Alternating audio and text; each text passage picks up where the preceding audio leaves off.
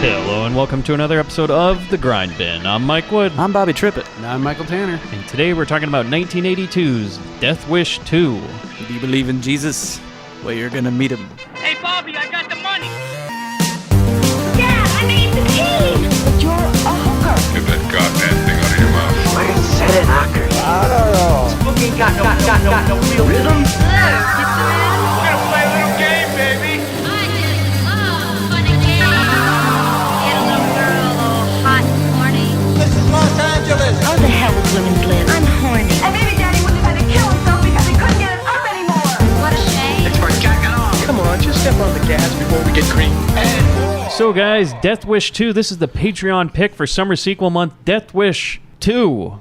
Oh, man. Not 3, the most popular, arguably the most popular of all the Death Wishes. You guys picked 2. Yeah. Yeah. Death Wish 2, Los Angeles. Which is probably the Death Wish I've seen the least.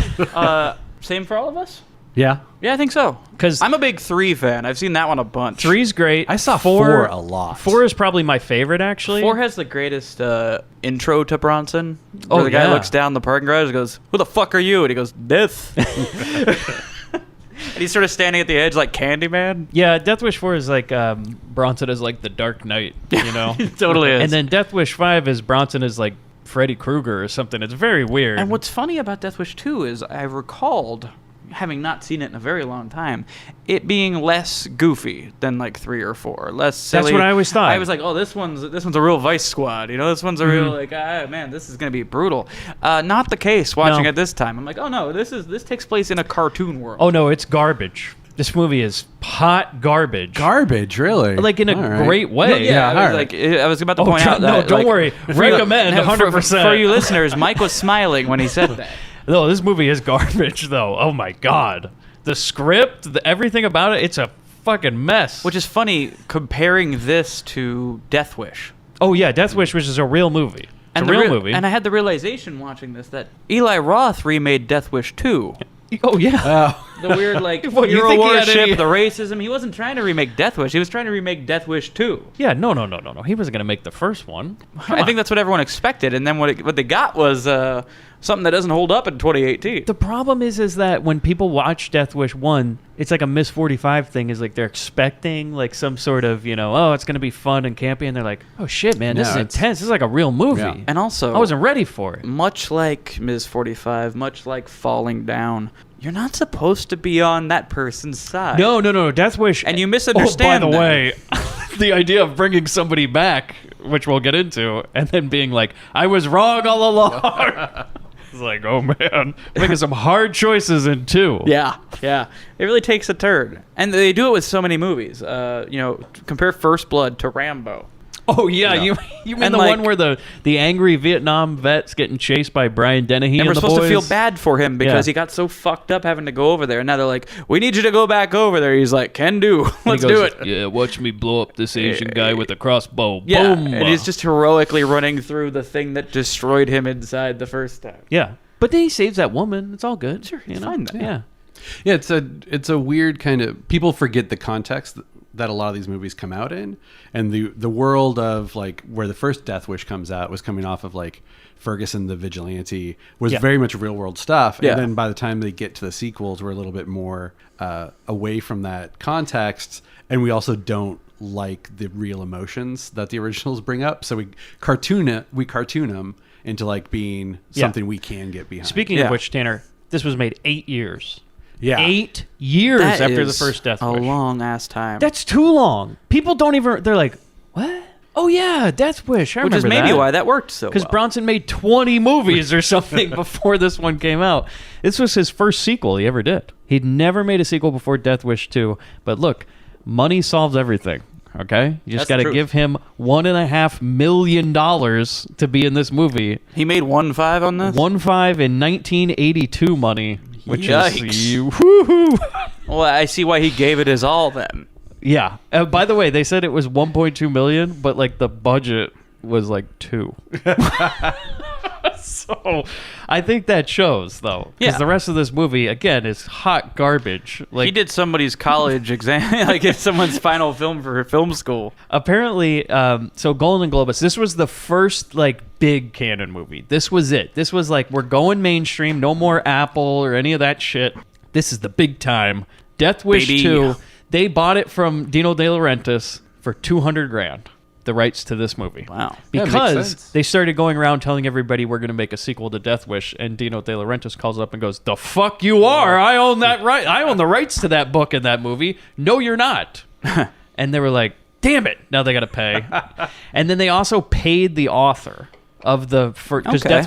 Death Wish was based off a book. Right. He made a sequel to that book. Then they wanted him to write the screenplay for this movie, and Golden Globus got it and said, "Fuck that shit. We just want him to go around killing people. We don't Right. care about your feelings." The Man, I original would've- author wrote it where you're not supposed to identify with Creasy. Yeah. And like is appalled with what they did with it. So yeah, they essentially had to buy him out because he's like They did. this- They this- bought the character from Did him. that become death sentence? I believe it did, actually. Yeah, Because it got turned into something. Yeah. Death Sentence kind of loosely got adapted by James Wan in the early With aughts Kevin Bacon. With Yes. Kevin Bacon.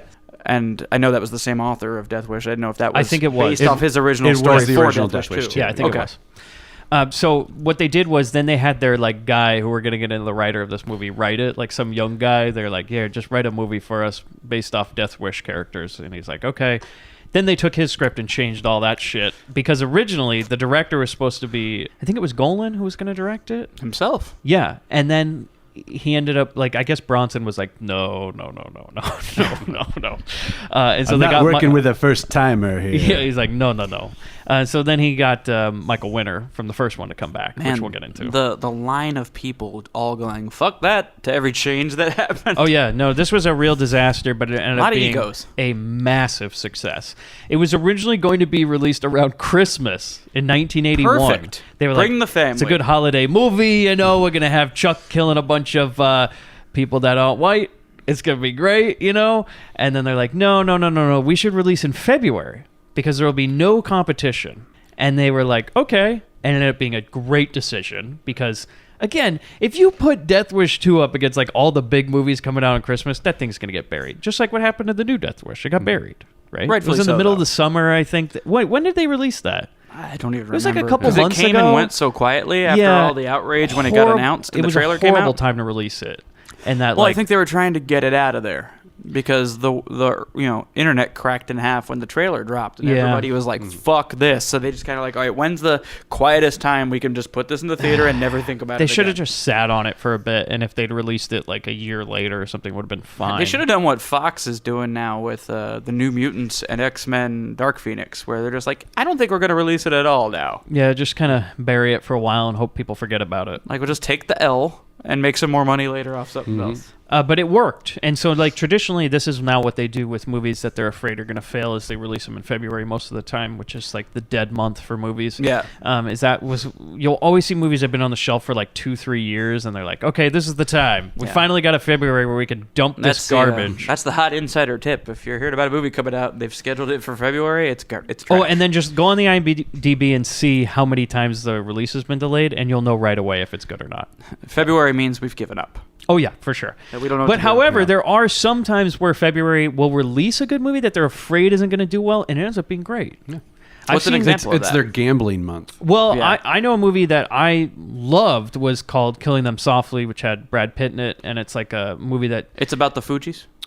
no, it's He played Lauryn Hill? It's about the financial disaster, but it's like juxtaposing it with like a story about mob hit guys and stuff. Interesting. Really great movie. It's made by this Australian filmmaker who made. Now I'm gonna draw a blank on it, but it's Crocodile another. Dundee. No, it's The another Proposition. movie with Brad I like Pitt in The it. It was I think it's Brad Pitt, But and that was Nick Cave who made the Oh, that's right. It's not a... I think it's Brad Pitt and Casey Affleck. They were in it. It was like the coward Jesse James or something like that. Oh, yeah. Yeah, The but- assassination of Jesse Yes, James by yeah. the coward Robert Ford. Yes, it's made by that guy. Wonderful movie, absolutely fantastic. Saw that in February. Great movie, all around great. I think James Gandolfini, it's one of his last movies too. It's great. Oh. And then another movie I believe came out in February, which was Place Beyond the Pines, which had Ryan Gosling and Bradley Cooper in it. Great little movie. Love that movie. Again, Man, I think don't it was think like I a go to the February movies release. in February. No, you can catch some real gold. It's just like that's sometimes when they'll dump the Sundance movies that were good, but they're afraid can't find like a bigger audience. I think I was a couple of theaters over watching like Ghost Rider: Spirit of Vengeance. Yeah, exactly. One of the and delayed ones. and getting a yeah. nap in. Yeah, you got to look for the quality in those months. So, but no, this worked. So it made a lot of money. Michael Winner, he came back to this movie, to Death Wish, because his career, taking a turn, man. Yeah. He was known as the guy who was like, you want a cheesy action movie from a British guy that's going to make just enough money? Michael Winner's your dude. But by 1982, that well had run a little bit dry. And so he was more than eager to come back to direct Death Wish 2. But his agreement was like, I get to rewrite all the script. And they're like, whatever, Michael. That's a bold demand. Yeah. But again, this is Cannon's like first foray into like a bigger movie. So they were like, well, this is how you do it in Hollywood, right? You give everybody creative control. So he agreed to return. Then Michael Winner, apparently later on, he said that there was some story with Dino De Laurentiis that was like, I don't want these Israeli guys to take this movie and make it because I'm afraid it's going to be a pile of shit and ruin the first movie I made. And he goes, I will renege on my deal and still let you direct Death Wish 2 for me, is what he told Michael Winner. And he was like, no, man, it's fine. And so then Dino got his check, and Death Wish 2 was here. However, the producer that was working with Dino De Laurentiis did kind of spin off and make the movie they were intending to make, which is called 1982's Fighting Back, which I haven't seen, but is apparently based off their new concept for Death Wish 2. Yeah. Is there anyone notable in that one? I didn't look it up. Okay. I got a lot of stuff in this episode, so. But let us know, listeners, if you've seen that one and if we should check it out. And so apparently, this what Cannon did, because they wanted to sell this overseas as quick as they could, you know, and before anybody actually see it. They just want the goodwill of Death Wish and Bronson back on screen. They told all the people overseas that the movie cost $10 million. So, like, it's a big budget one. It's great. It's all big and everything. There's all these explosions and shit. It was like $2 million. So they lied and got it pre-sold and had it all marketed, ready to go. And it worked. This was a massive success, this movie. So. Yeah, with a budget of $2 million, like, very little they could have done to screw it up and not make their money back. Pretty much, yeah. It's destined to make a profit. I mean, Bronson was worth his 1.5. So. Yeah. So the crew, as we talked about, Michael Winner, the director of the first one, came back for this one. He has 42 directing credits. He started his career in the UK before moving to LA in the 1970s, when he got that reputation for making violent action movies. 1971, I think, is probably where it about started, with Lawman, which stars Burt Lancaster. 1972, he made a movie called Chado's Land. Oh, yeah, I've heard of that. Bronson plays I'm not going to use the term they use to officially describe it, but he's a half Native American. But he kills a race. It's basically like Bronson as Rambo, because he kills a racist sheriff in self-defense and then is hunted by the rest of the guys. And Bronson plays a Native American. However, he is of Lithuanian descent in real life, and he has nothing to do with being a Native American. But however, I think he played a Native American again later on in his career in that one movie. What is it, Indian Runner or something? Like, that's a interesting thing about Bronson, is that he is vaguely ethnic. So you can literally slot him into any ethnicity, and people will be like, "Yeah, all right." And he's sense. like close to Russia, but not Russian, which is good. He's played Mexicans, he's played Indians, he's played everybody, and everybody's like, "Where is he from?" Lithuania. So he was born in Pennsylvania, but his parents are Lithuanian. So. 1972, he directed The Mechanic. I actually didn't know that was a Michael Winner movie. Huh. That one's good. Bronson and Grindbin all-star The Laziest Man on Earth, Jan Michael Vincent. So, but, you know, 1972... Both of them bringing it hard in that movie. Jan Michael was, like, actually trying back then. Right. Yeah, that was one of the last times, I think. Yeah. I think he actually got blown up in a car at the end of that. 1973, Scorpio. Well, I think actually maybe he was on set and Bronson's like, no, kid, you don't need to care. Just do whatever you want, you know? They're going to give you the money anyways, yeah. How much do you make a year? Do you want to make what I make? And he goes, one day you'll be in a movie with Clint Howard. Let me explain Bronson Dick Energy to you. Listen, Jan. Kind of a girl's name, right? Don't you think? Oh, when they said Jan Michael, I thought I was acting opposite a woman. Fancy to see you here. I mean, with the long blonde hair, I kind of got confused. Look, but, is I'm it going to tell you one Jan thing. or is it the Michael? love scene stays. Come here. So in 1973, he made Scorpio with Burt Lancaster. 1973, The Stone Killer, which is also a Yeah. Bronson movie. I think that's coming out on Blu-ray soon. Oh, I forget who's putting it out, but I've never might seen pick it. that up. 1974, Death Wish. Never You know- heard of it. Now, you know what he followed up Death Wish with, guys? This is an interesting one. It's got a fun title. Oh, you know this Oh, one. yeah, yeah. Oh, okay. 1976, Wonton Ton, the dog who saved Hollywood. That's what you follow up Death Wish with. Much like Demi Moore's follow-up to Ghost was Nothing But Trouble with Chevy Chase and Dan Oh, no. Aykroyd. Regrettable Yeah, for everyone involved. Wonton Ton. Wonton Ton, which in 1924, Esty comes to Hollywood to become an actress, but the dog that followed her becomes the star. Womp. That's it.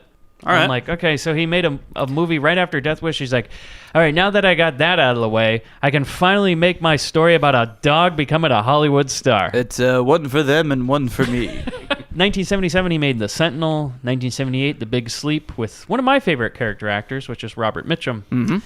Man, he's great. Original Cape Fear, New Cape Fear, both great.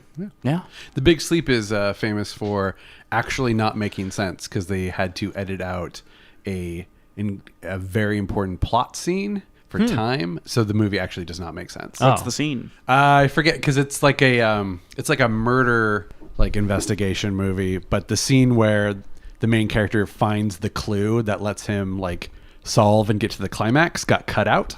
So it's one of those Chuck Norris Invasion USA where suddenly the hero knows all the information and you have no idea how. So you're like, what? How did this happen? You just go with it because it's Yeah. Did they ever fix Restore that? it? Yeah. I don't know. Huh. But you know what's the best Mitchum though is Night of the Hunter. Oh, yeah. Oh, Reverend my Powell. God. What a great movie. Just that speech he gives is so good. Robert Mitchum's fantastic. Now, he had a bunch of shit because he got caught smoking weed.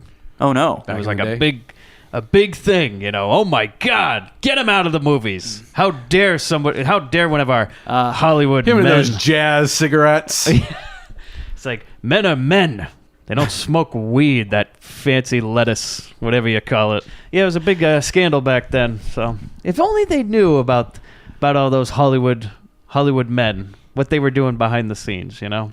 All those men that actually were gay or smoking weed or telling everybody to do smoking LSD. gay weed. Yeah. The gay weed. Yeah.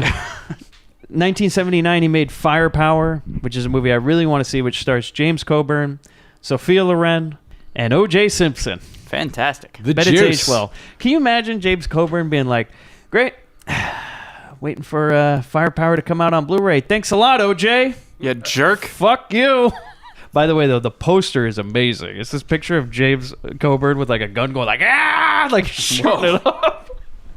And O.J. Simpson's just kind of in the corner with a gun. And I'm like, is that? Oh, no. Thanks a lot, O.J. He ruined a lot of good movies, you know. Did the entire Naked Gun series. I know. You can't watch it without going ugh, now I feel dirty. Yeah. I just got to settle for Spy Hard now. God. Never settle for Spy Hard. That's our message. 1985, he came back for Death Wish 3, like Bobby said in our Patreon episode. It's just basically on the set of Rent. It's an interesting movie, like Death Wish, but if he was Bugs Bunny, you know. 1990, Bullseye, which is a comedy caper starring Michael Caine and Roger Moore. Huh. Yeah. One of Michael Winner's final movies. His last movie was 1998. It's called Parting Shots. Barely anybody's seen Aptly it. titled. Has a huge cast in it with John Cleese and all these other UK actors. All right. I'm sorry, who was Mario again? Bob. Captain Lou Albano? No. In the Mario movie. Bob Hoskins. Bob Hoskins, yes. Bob Hoskins, who put Jet Li in that most collar. famously known for being Mario. Yeah. Who was Roger Rabbit's partner? Bob Hoskins. Yeah. He passed away in The long 2013. what?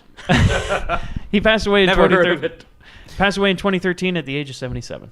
He had a long life. But then I was like, man, he was young when he was making Death Wish and stuff. I was like, Yeah. didn't think it would come from a guy at that age. I don't know. Felt like a guy like J. Lee Thompson style, like some guy in his 60s being like, whatever. You need someone grizzled. Yeah.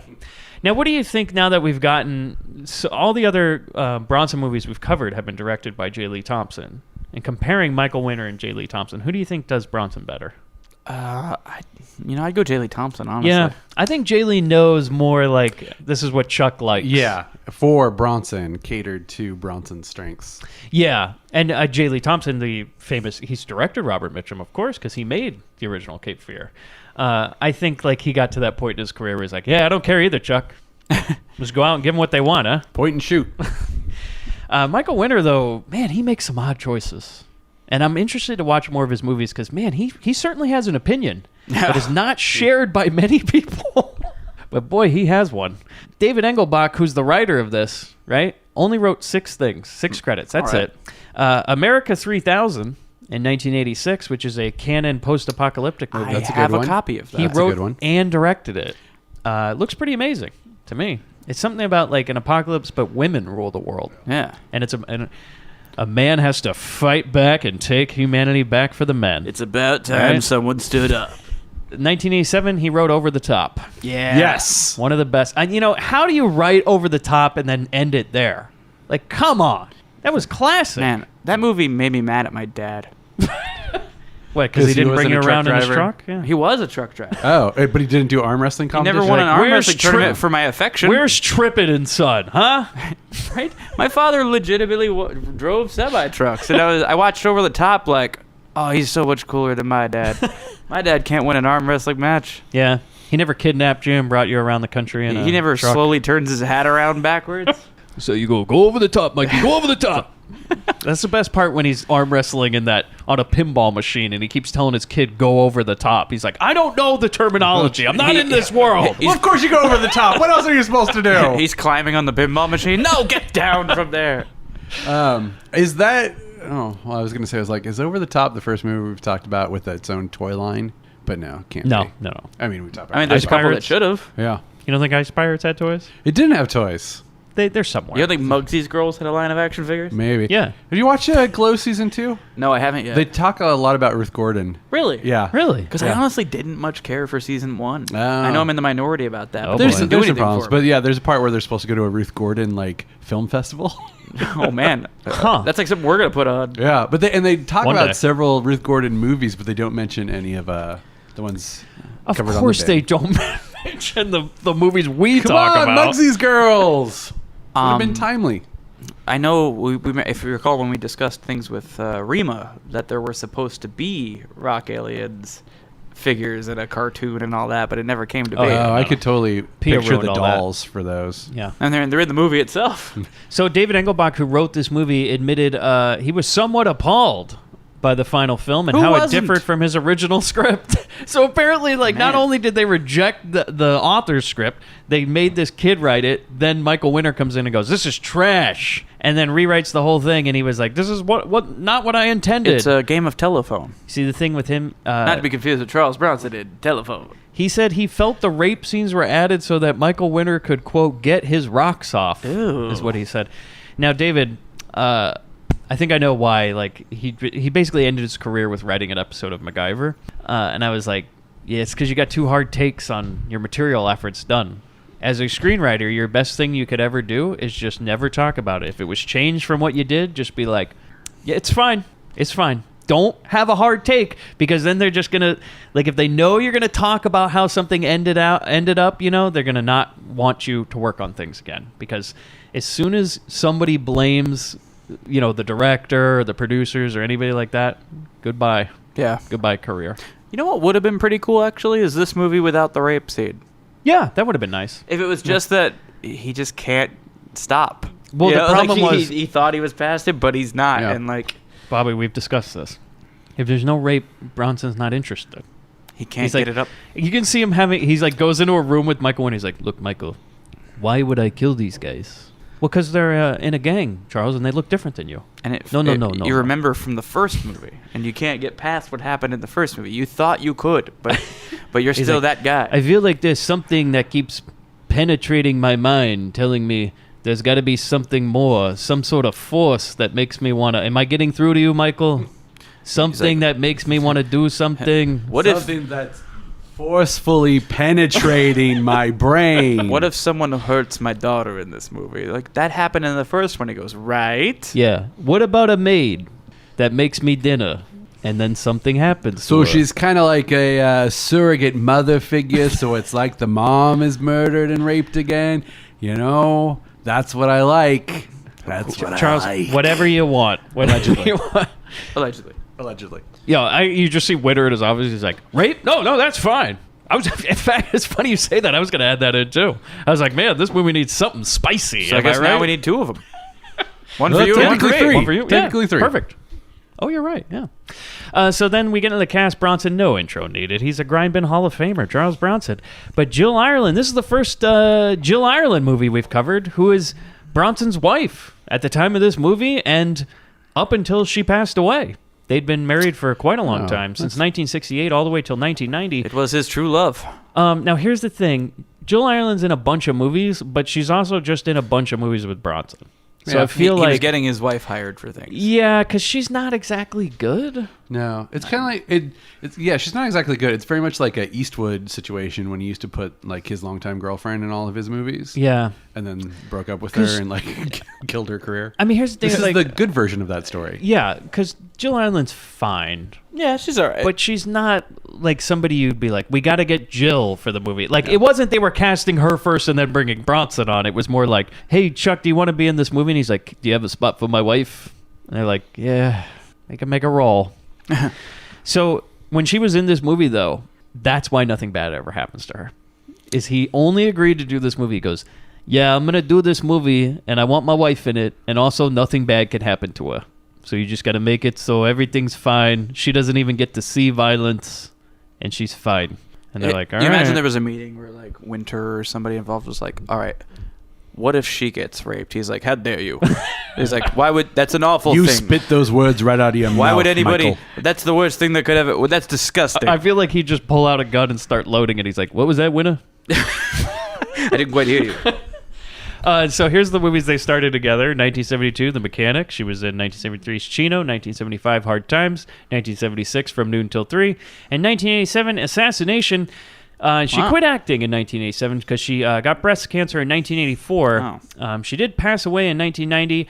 She was only 54, but she was a big advocate for breast cancer awareness and received like an award from Reagan at the time and everything. So What year is this movie? What year is Death Wish? 1982.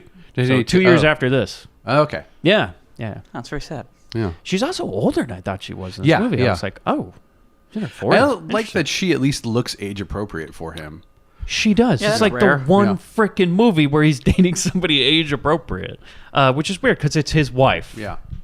And this is like the only Death Wish movie she was in, obviously. That would have been an interesting turn. Like Yeah. in 5, they bring her back or something. So a little bit of trivia before we get into it, guys. According to Michael Winter's biography, and I don't know if this is true or not, but apparently Charles Bronson's alcoholic brother kept showing up to set asking for money. I was like, what?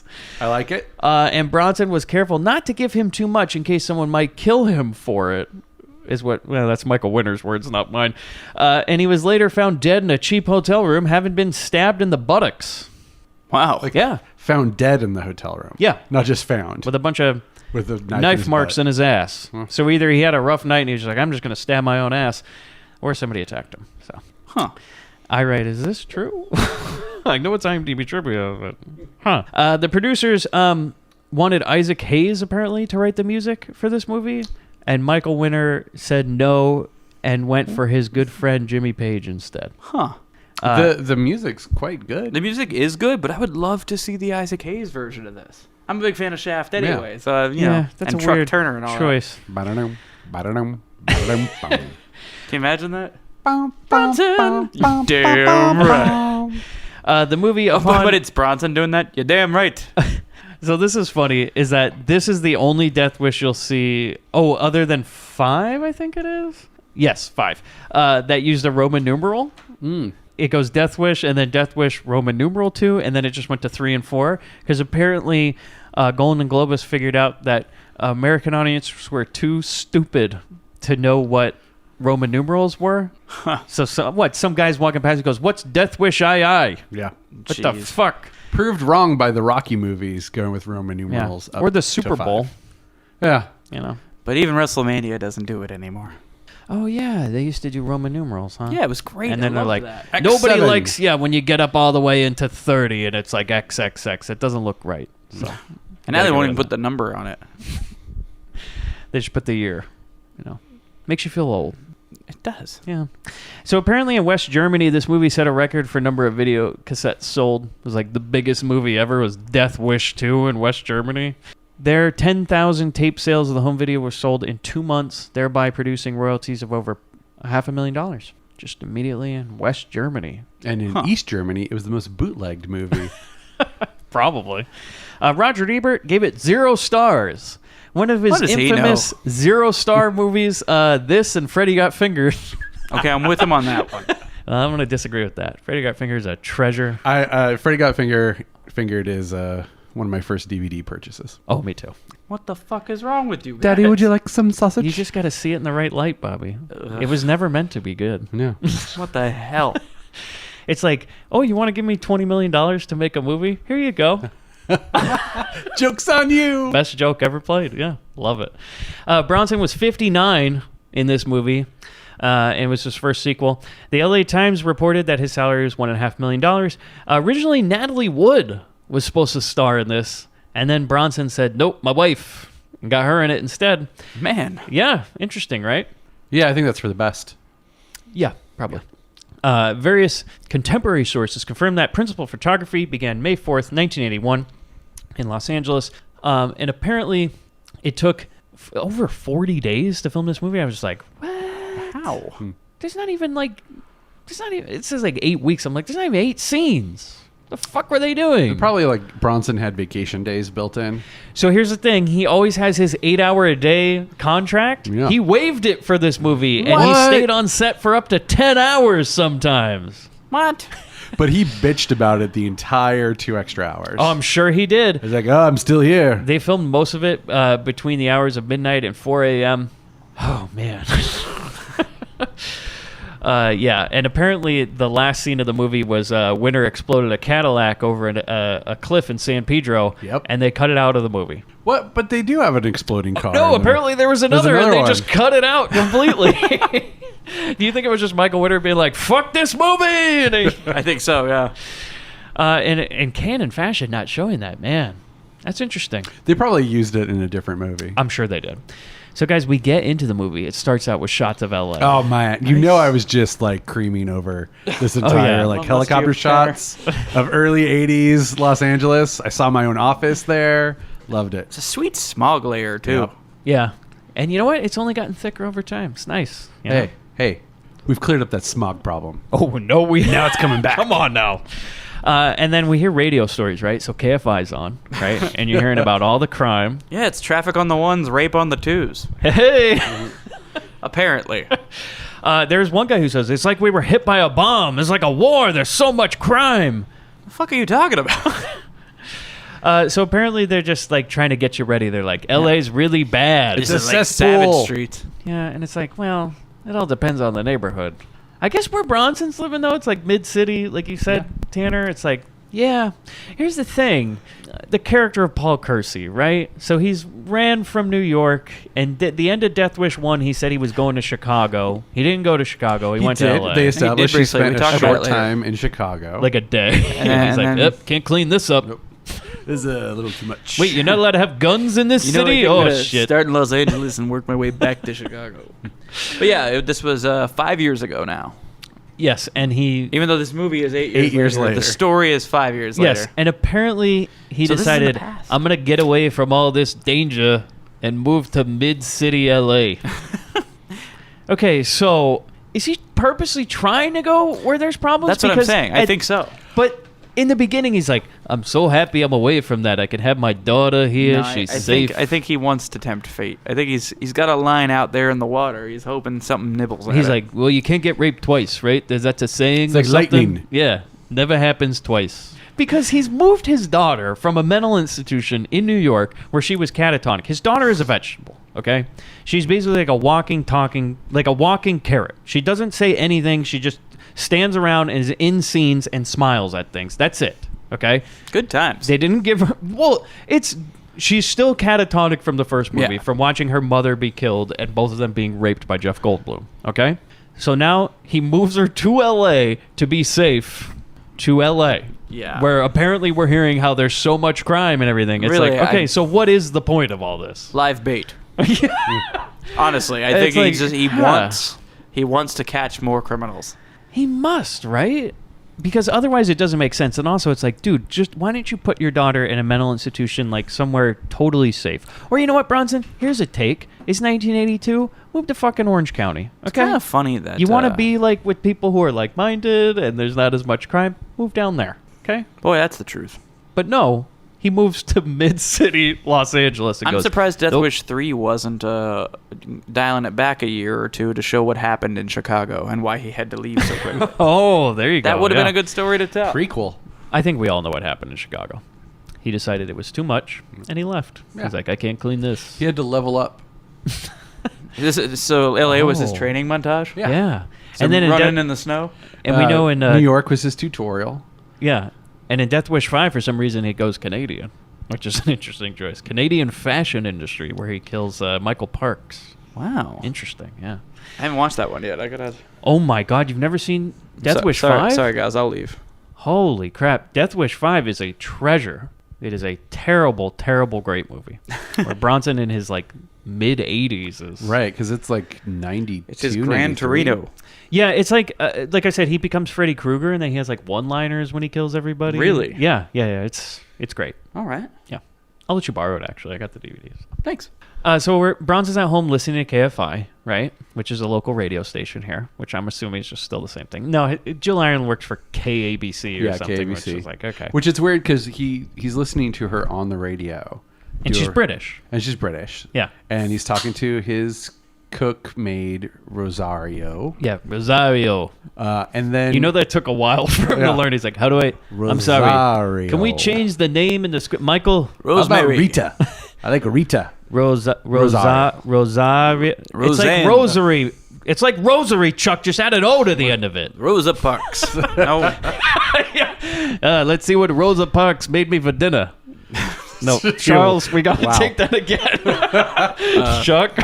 Rooster But Cogburn. the maid is chastising him for like, oh, why do you always listen to the radio? It's all bad news. And then he says, this is taped from earlier. And then his Jill Ireland shows up. So he tapes her news reports and then just listens to them randomly, like in his living room. At his own time. Yeah. Because it probably comes on. It's weird. It comes on too weird. early. He's asleep. I like to sleep in. He's the original podcast Like, guy. What, you want me to get up at 6 a.m. to listen to your show? I just have Rosario press record on the And hi-fi. by the way, Rosario has some hard takes for the news because the news is like, Jill Ireland reading Los Angeles news in a British accent. It's like, people are wondering, should we have longer prison sentences? And she goes, damn right. And even Bronson's like, whoa, get him. He's like, Rosario, keep it down, the neighbors. It's a little much. You might want to dial it down. What if Bronson was just like, I was kind of thinking of firing her anyways. I don't like maids with opinions. She makes eye contact. Yeah. Makes me uncomfortable. We talk politics. I don't like it. Rather just talk about food. I came out here to Los Angeles to get away from all that. He's listening to his taped podcasts of radio shows, and the maid is apparently, she's just, Rosario just makes him dinner and cleans the house and stuff. So Kersey's still like a super rich dude that is, apparently his job is to like build the new radio station. Yeah.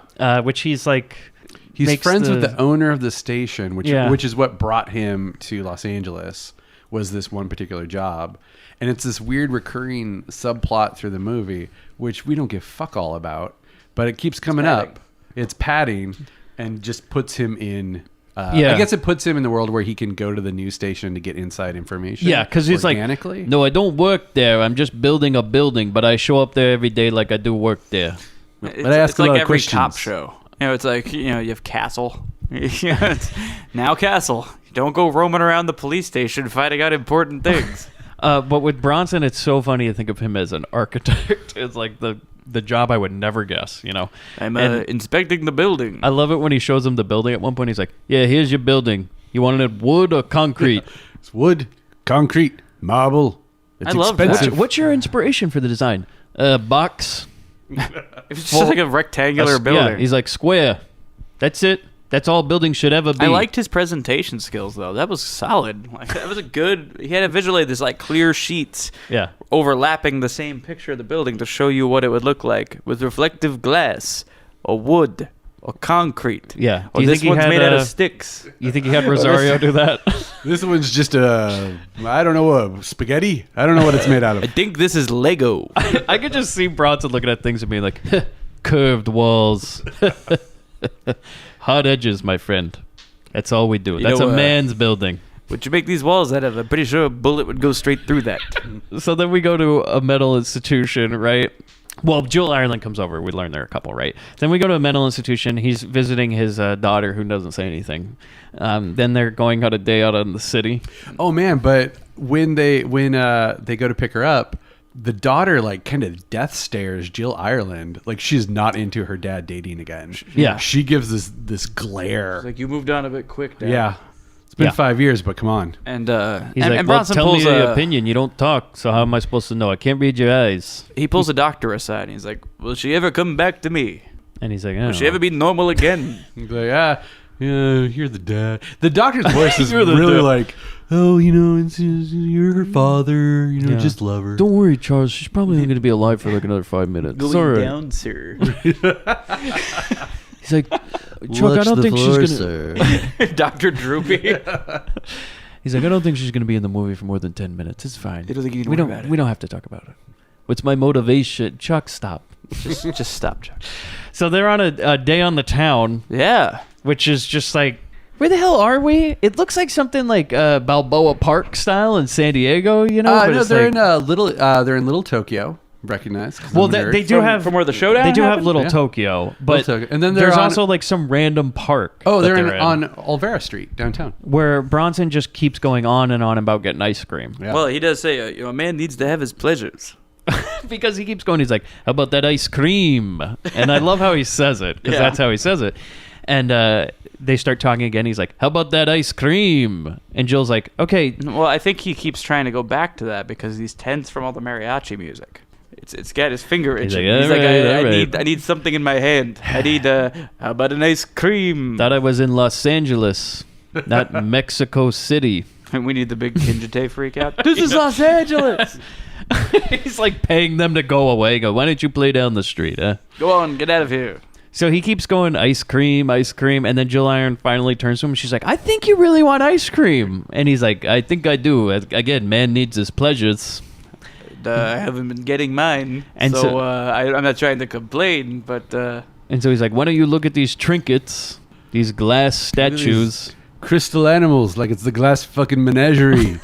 I And he have goes, a little "Well-" mustache. I call myself El Diablo. While I go buy some of that ice cream.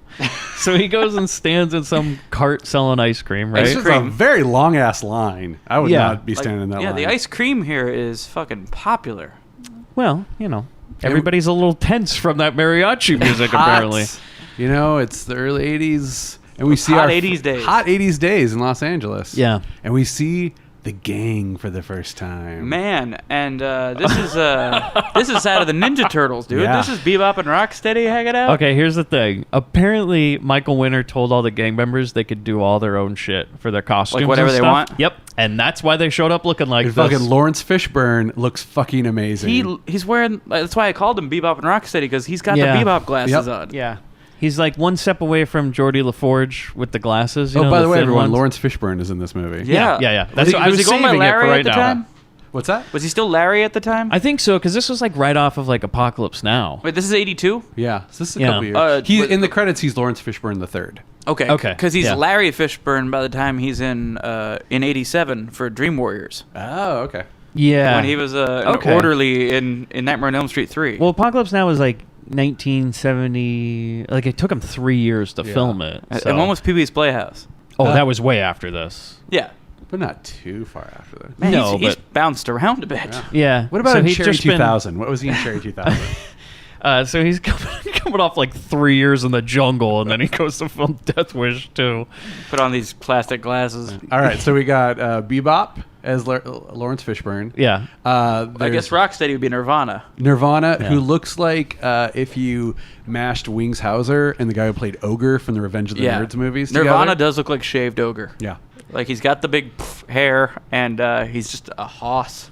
This like I just called them ruffians, right? The whole gang, because that's what I feel like Bronson would call them, like a gang of ruffians. That's as creative a name of a gang as they had in the Bronx Warriors. yeah. It's like we're the Riders, we're the Ruffians, we're the Bad Apples. Also, as this movie went on, I'm like, oh, this is just like Bronson versus millennials. Like at one point, it's just like he's like, I don't like you youngs. This is like that old YouTube video. Not today, hipsters. yeah, It's just him blasting them all. Over. because we'll get to the part when he's at the Frontier Chicken and he just looks at people and he's like, I know I'm on to you.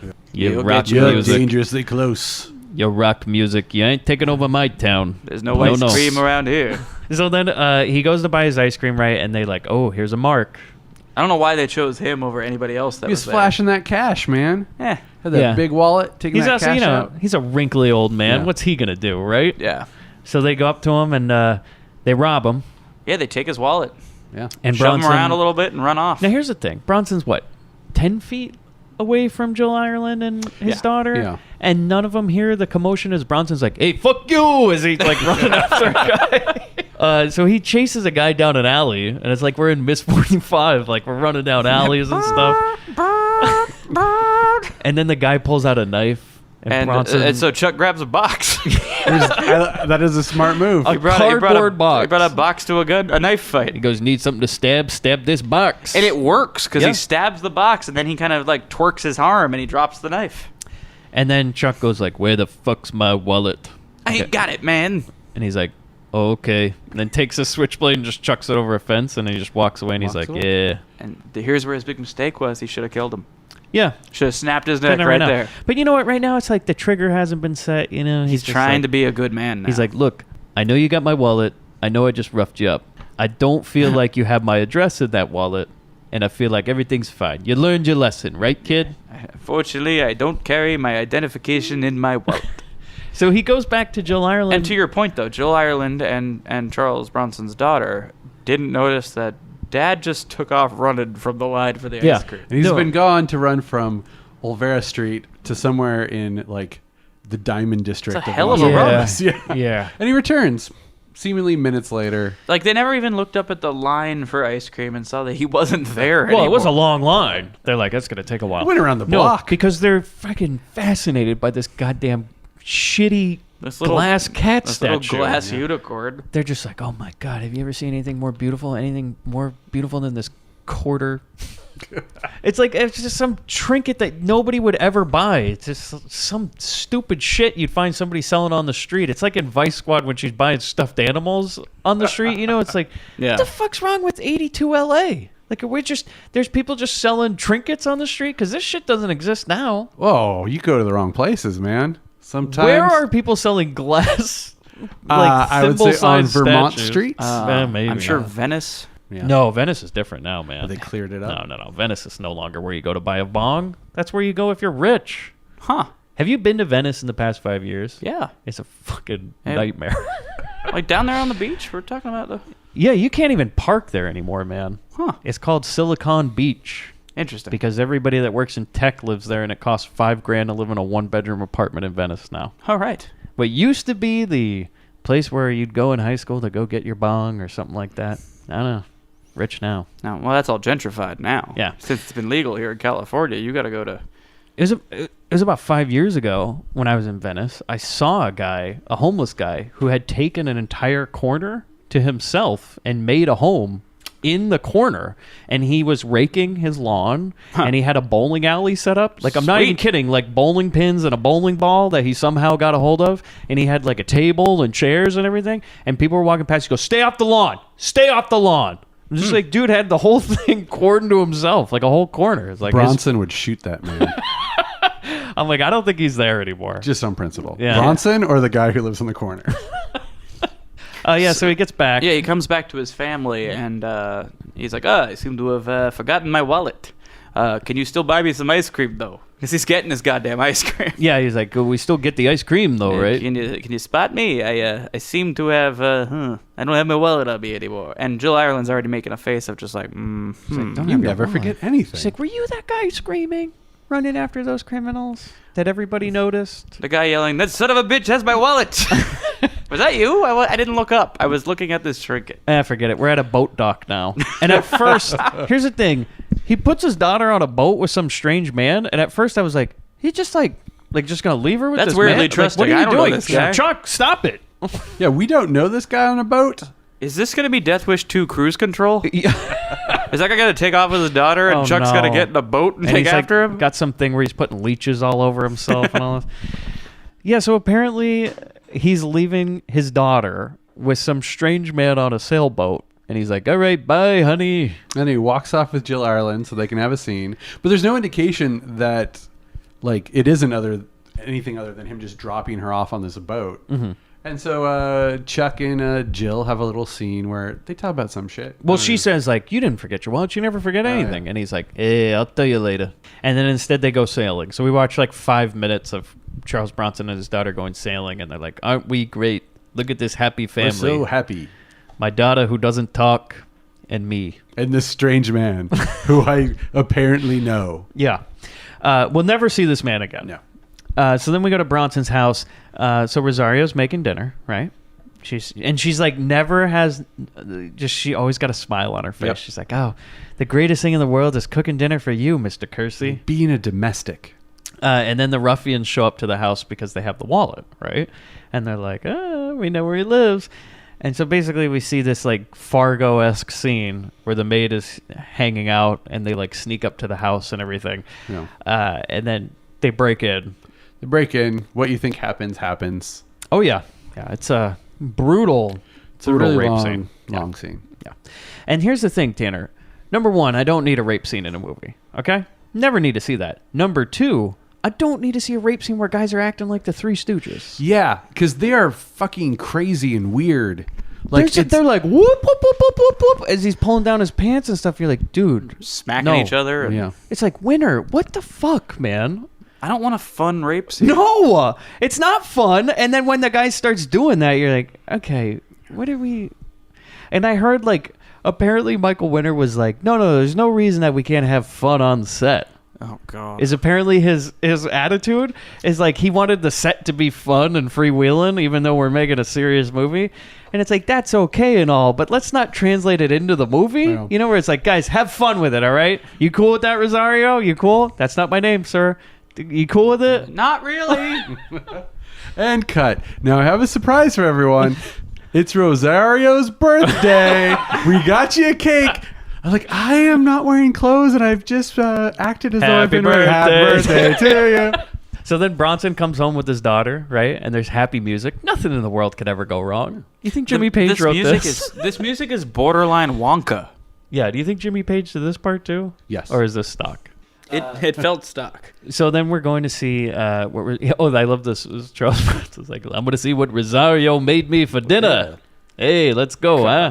So then they go inside, and the ruffians are there. And Bronson tries to beat some of them up, but they get him, and they kick his ass, and they take his daughter. And that's when I write, if crime was so bad, why would you move here? Yeah. The same thing's going to happen again, unless he wanted it to, you know? So then Jill Ireland's in an interview with the senator, and the senator's talking, right? Did we Now, cover the fact that Rosario gets killed? Oh, yeah, Yeah. she She gets a crowbar to the face. Nirvana gets a running start and clacks her like he's playing polo. Yeah, and we never With got a to see crowbar. Bronson eat that taco, which I was really interested to see. He's like, well, how do you hold it? He's like trying to eat a taco with a knife and a fork. He's like, I don't understand. I don't eat with hands. How do we do this? I've been waiting my whole life for a scene of Charles Bronson trying to eat a taco. You can like see him and he's just like, what? I gotta turn my head to eat What something? if I put no, two of them together no, so no, it's no. more like a sandwich? No. I never put my head sideways to eat something. What's with this crunchy shell? Like I take a bite and it explodes. It's like usually a person, you turn your head to eat the taco. Bronson turns the taco. It all falls out. He No, goes, son of a bitch. I'll tell you what they should do. The problems with Mexico, they need to make the food that holds your food into a thing that you can turn, like a burger bun. Your Turn that food's all any direction you sideways. want, right? This one, I turn it, the lettuce fall out. And now I'm eating chips. So talking to a senator who's Yeah, well, talking is she? about the Because death he penalty, starts right? talking about stuff, but then all of a sudden, it shows there's only one mic in the room and she's holding it. He wasn't talking at a mic. They're not I'm picking like, up anything well, on this this. interview's useless. And he's proposing that why do we kill people who kill people to show that killing people is wrong? And she's like, "All right, I think I understood that. Thank you." What's funny is Okay, I once ABC." said that verbatim to get dismissed from jury duty. They were just like, It was a murder trial, and it was like, I don't believe in the death penalty. Can I go home? And they're like, not necessarily. I'm like, shit. And you're trying to come up with reasons why you shouldn't do it. Meanwhile, these two murderers who are sitting there are staring holes through me. Yeah. The way I get out is just do a type 5 on taco shells. It would work. Usually it works, yeah.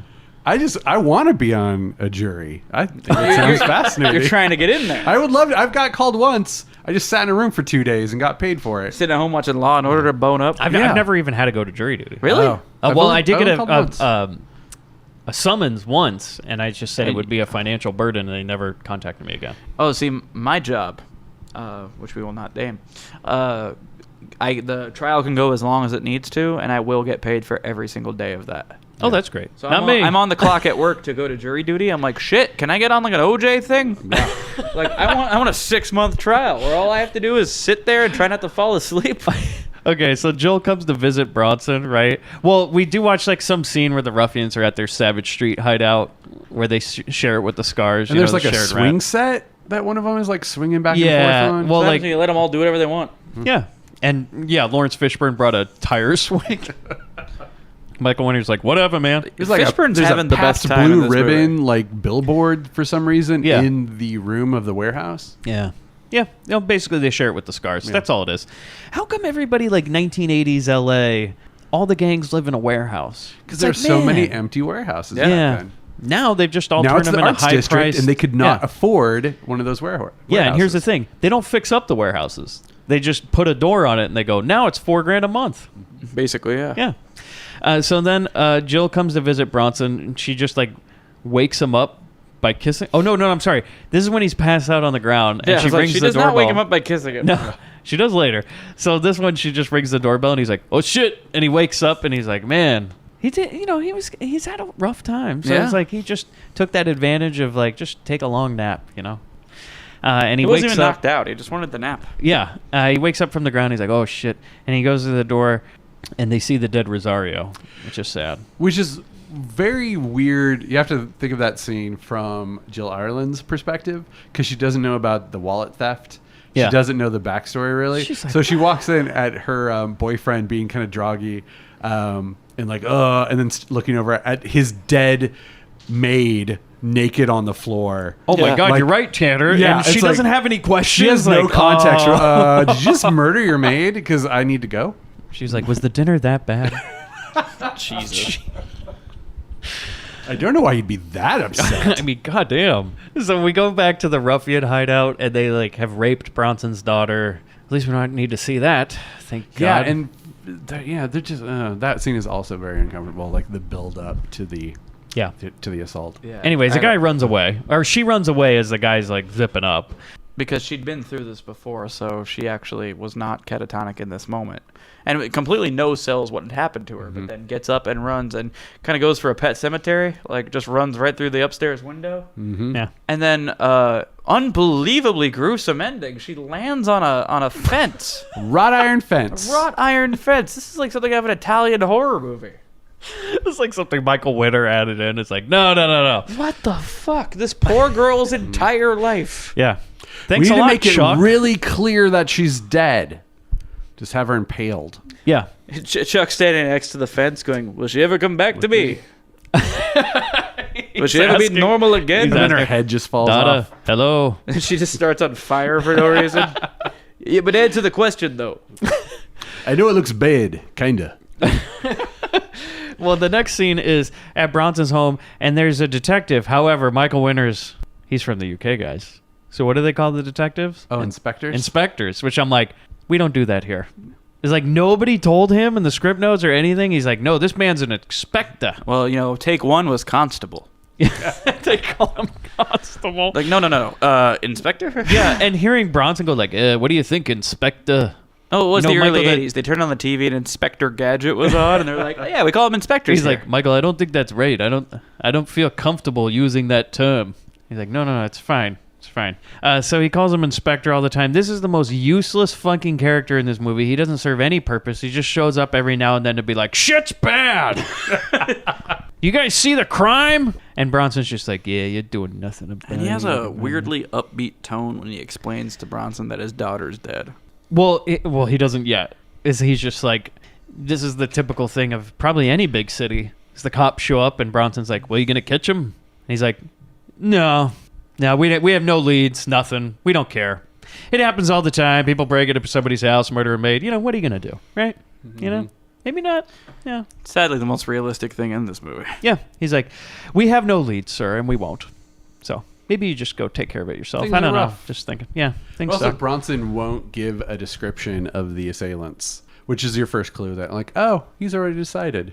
He's Yeah. ready. He's been waiting for this moment. Not like it would matter. He's like, how do you explain it? Have you ever seen Ninja Turtles? I know it hasn't come out yet.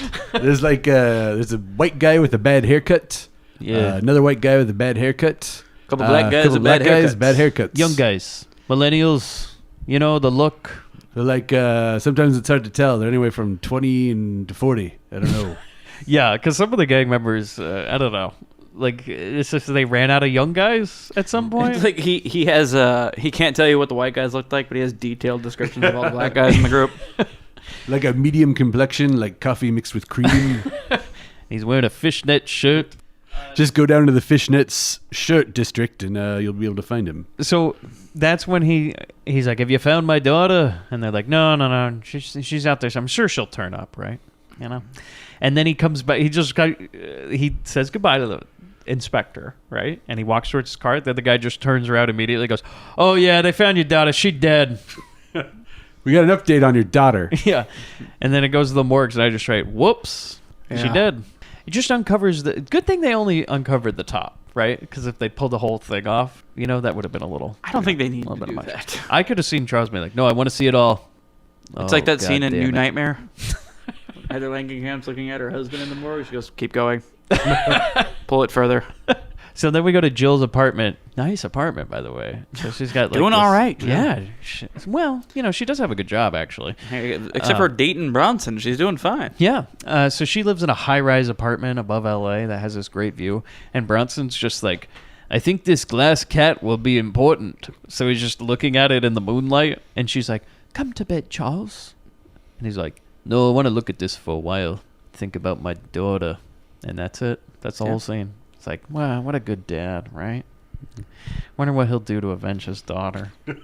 Wonder. So then we go to the funeral. She's buried, and Bronson's boss is there, and he's like, oh, dude, sorry, man, but don't worry about coming to work. Like, we can put off the building a little bit. And he goes, no, I'll be there tomorrow. Like, are you sure you don't need any time? He's like, she in the ground. Did you see? Were you What at the more same? do you want me to do with it? Were you at the same funeral as me? She's dead. What about waiting for her to Hulk up? She's buried. The dirt's over. Move on. What daughter? He goes, I got the picture in the glass cat. Always Everything's move fine. forward. So he goes, no, I'll be fine. I'll be back soon. Then we just watch him Christ, chopping let it wood. go. So Bronson goes to And Big honestly, Bear. like Yeah. I'd want to go live in the woods for a little while too, probably. I only think it's like a day. I think he's like, well, this is what they told me I should do. This is what looks normal. Or I do you have to think- look normal. Do you think he already had this planned? He's like, well, I'm not going to cancel my cabin. I've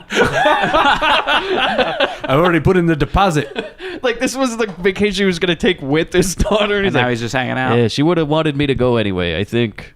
And I got excited for this part because I was hoping with the way they were, framing this scene, that the Death Wish 2 was him with an axe instead of a gun. Yeah. That No. This is going to be about axe murderer Charles Bronson, and I was here for it. No, he just chops his problems away, okay? He chops some like wood. the guy in The Witch. Yeah, exactly. He chops some wood, right? That's how a real man deals with his emotions. Then he puts that glass statue next to the picture and he goes, all right, I'm done. Grieving done. Check it off the box. And then Done. we go to him at work, Yeah. and he's showing his cool slideshow about the different God, yeah. styles of building. Here we go. Concrete or wood. Styrofoam. Your choice. Done. Meat. I don't know what I'm gonna do. Rosario was making these for me, so I don't really know how to print. She was a lot more Honestly- talented than I gave her credit for. This is my first time seeing it as well. And again, no hard, nothing to this building, just a box. Like I just I mean, it love looked nice the and all, but there was nothing special No, no. about it. I mean, you need to fly a guy in from Chicago to do this. no. His designs are just. And Paul it would Kersey have was a been garbage interesting- architect. That's our 'cause, hot take like, on the Death Wish series. In the Brady Bunch, he's an architect, and he's like, well, he made this cool house and everything. And Bronson's, they could have been like, well, he designed this house. No, he just designs boxes. that shit should have looked like Pee Wee's Playhouse. It's like you see Bronson's just designed like an early concept for a architecture pitch. Mr. Kersey, this house is shaped like a gun. I just see him come in and he's carrying a box and like, oh, you got your presentation in there? He goes, oh no, this is it. I built your building. Like this. Then you just cut some holes in it for the window. This you, is it. you put your head in it, and that's your office. Where's my check? What's great is they perfected the shape years ago, and that's it. 4 walls, done. I do like the idea that every building he designs looks like a gun. Oh, what an interesting L-shaped building. It's not an L. What's this little hallway in the middle of the L? It's the chamber. That would be kind of fun if it just started bleeding into his work, The parking garage is on the long end. Cars come out right here. I like him to come out fast. Bronson designing like the new It's like a Brogue ramp. building. Just looks like a big gun. So yeah, he's at work. Everything's fine. And then some guy, Jill Ireland comes into the office and she's like, Charles, are we gonna go? Are we still together? And he's like, I'm not ready to date, or at least they tell me that because my daughter died. Let's just keep this casual. Yeah. And she's like, oh, okay. We were close enough where you were giving me a key to your house and stuff, and I was staying over there. He's like, hey, I need time and space. I am, think. however, ready to fuck. So then Bronson gets his gun and goes for, and that is kind of like a little phallic thing. Is like, Jill Ireland's like, you want to come over and have sex? And he's like, nope. And then he goes and gets his gun. He's like, oh. Yeah. He's like, this is all the dick I need.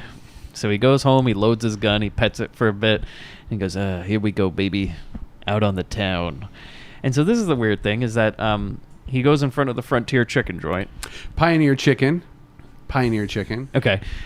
Get it right. He goes out in front of Pioneer Chicken. He looks at a bunch of millennials, and he goes like, I'm on to you. He doesn't say a word. These aren't even bad guys. He just looks at them. It's like 10 to midnight when he's stalking Warren. Yeah. He just gives him a little smile, maybe a finger gun for a second, just like, you'll get yours. But like, are the guys in the audience supposed to be like, get him, what the fuck? Yeah, I think so. They just see these guys. They just see young people, and the blood boils. They're like, no, he's got that leather jacket on. Oh, fuck him. Start with them. Start with them, Chuck. And so he like gives them a little warning look. He's like, I'm on to you. You know when in one of the Iron Man movies, Iron Man 1 actually, I think it's the first one, when Rhodey looks at the War Machine armor and goes, Oh, it's the next time, baby. I think that's what that was. Yeah. This is Charles Bronson looking at a bunch of teenagers outside the chicken place and going, next time, baby. One of these days, you're going to give me a reason. That's right.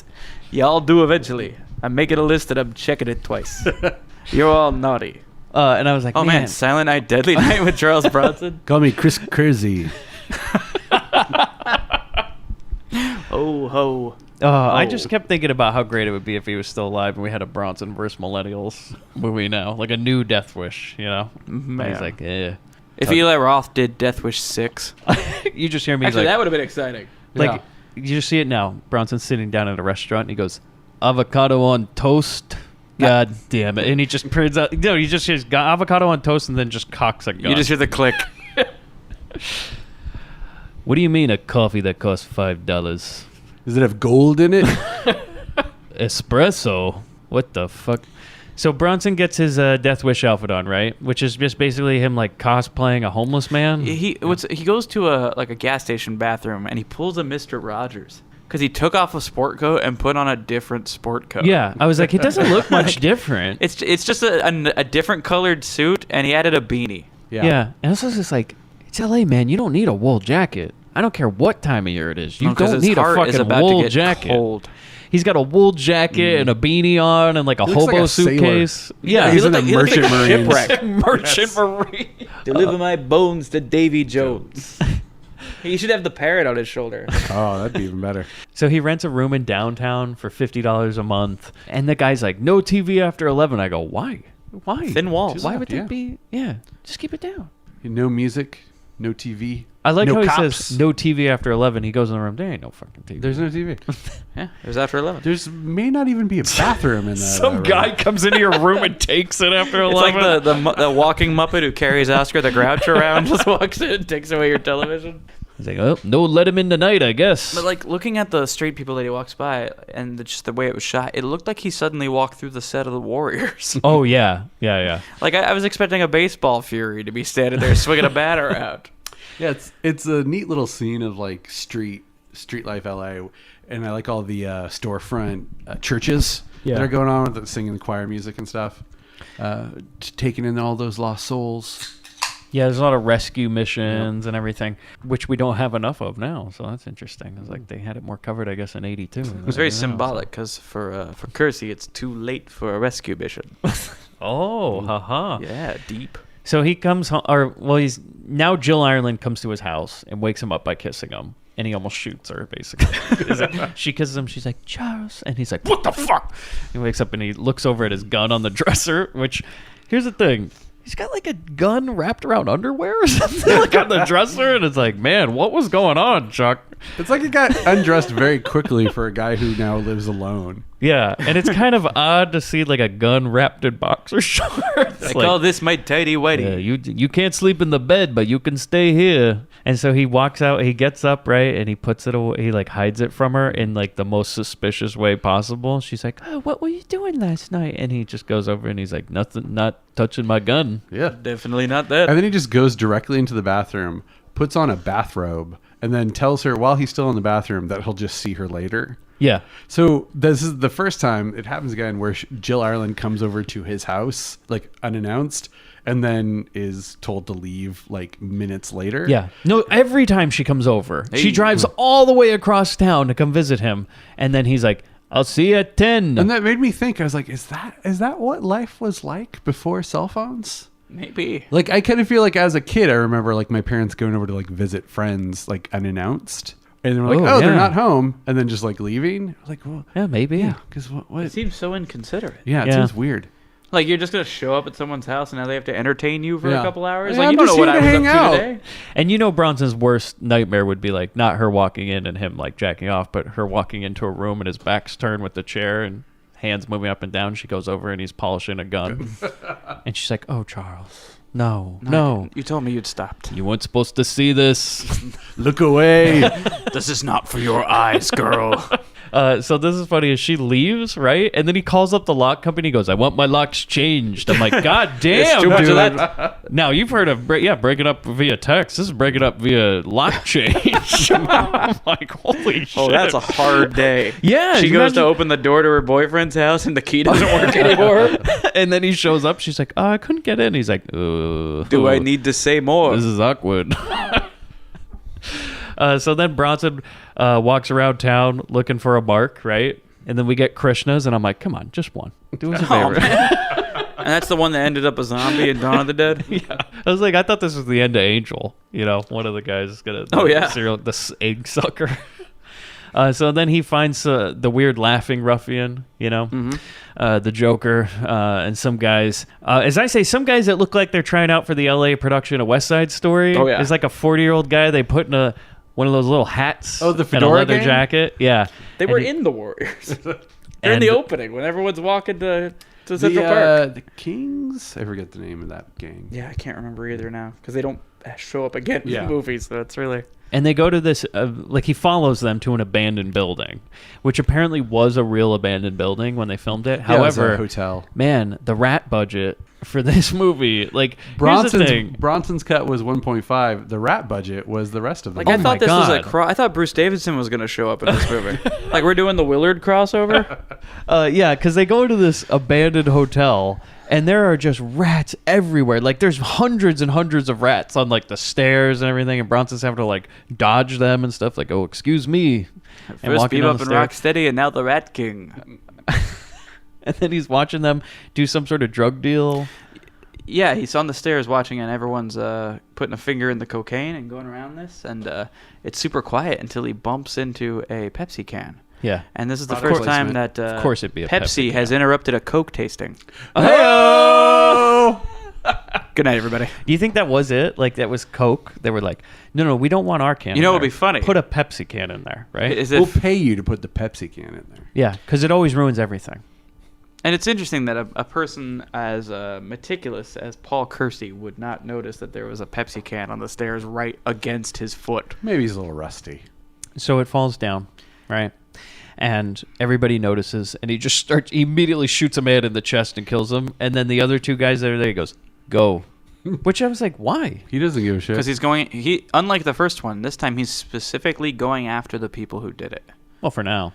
Well, I think that's what it is. He's like, it's like an addict going, all right, just a little bit.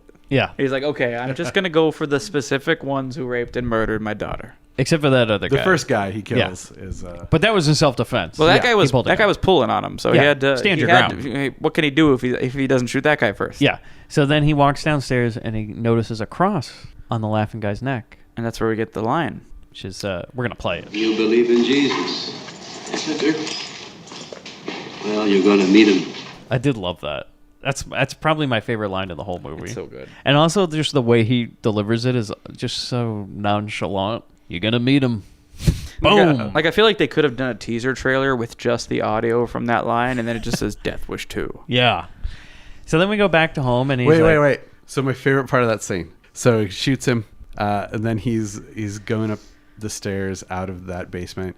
The graffiti on the stairs is "Wee." Oh, yeah. And I just read it like as he's going up the stairs. Wee. Wee. I'm having a great time. So then Bronson's house, some sort of yard party going outside. Like, They what the don't do a fuck? good job establishing that Kersey's apartment is the upstairs unit of a duplex. So there's a party on the first Yeah, level. That was weird. I was like, It's I thought he had a really house. weird. Yeah.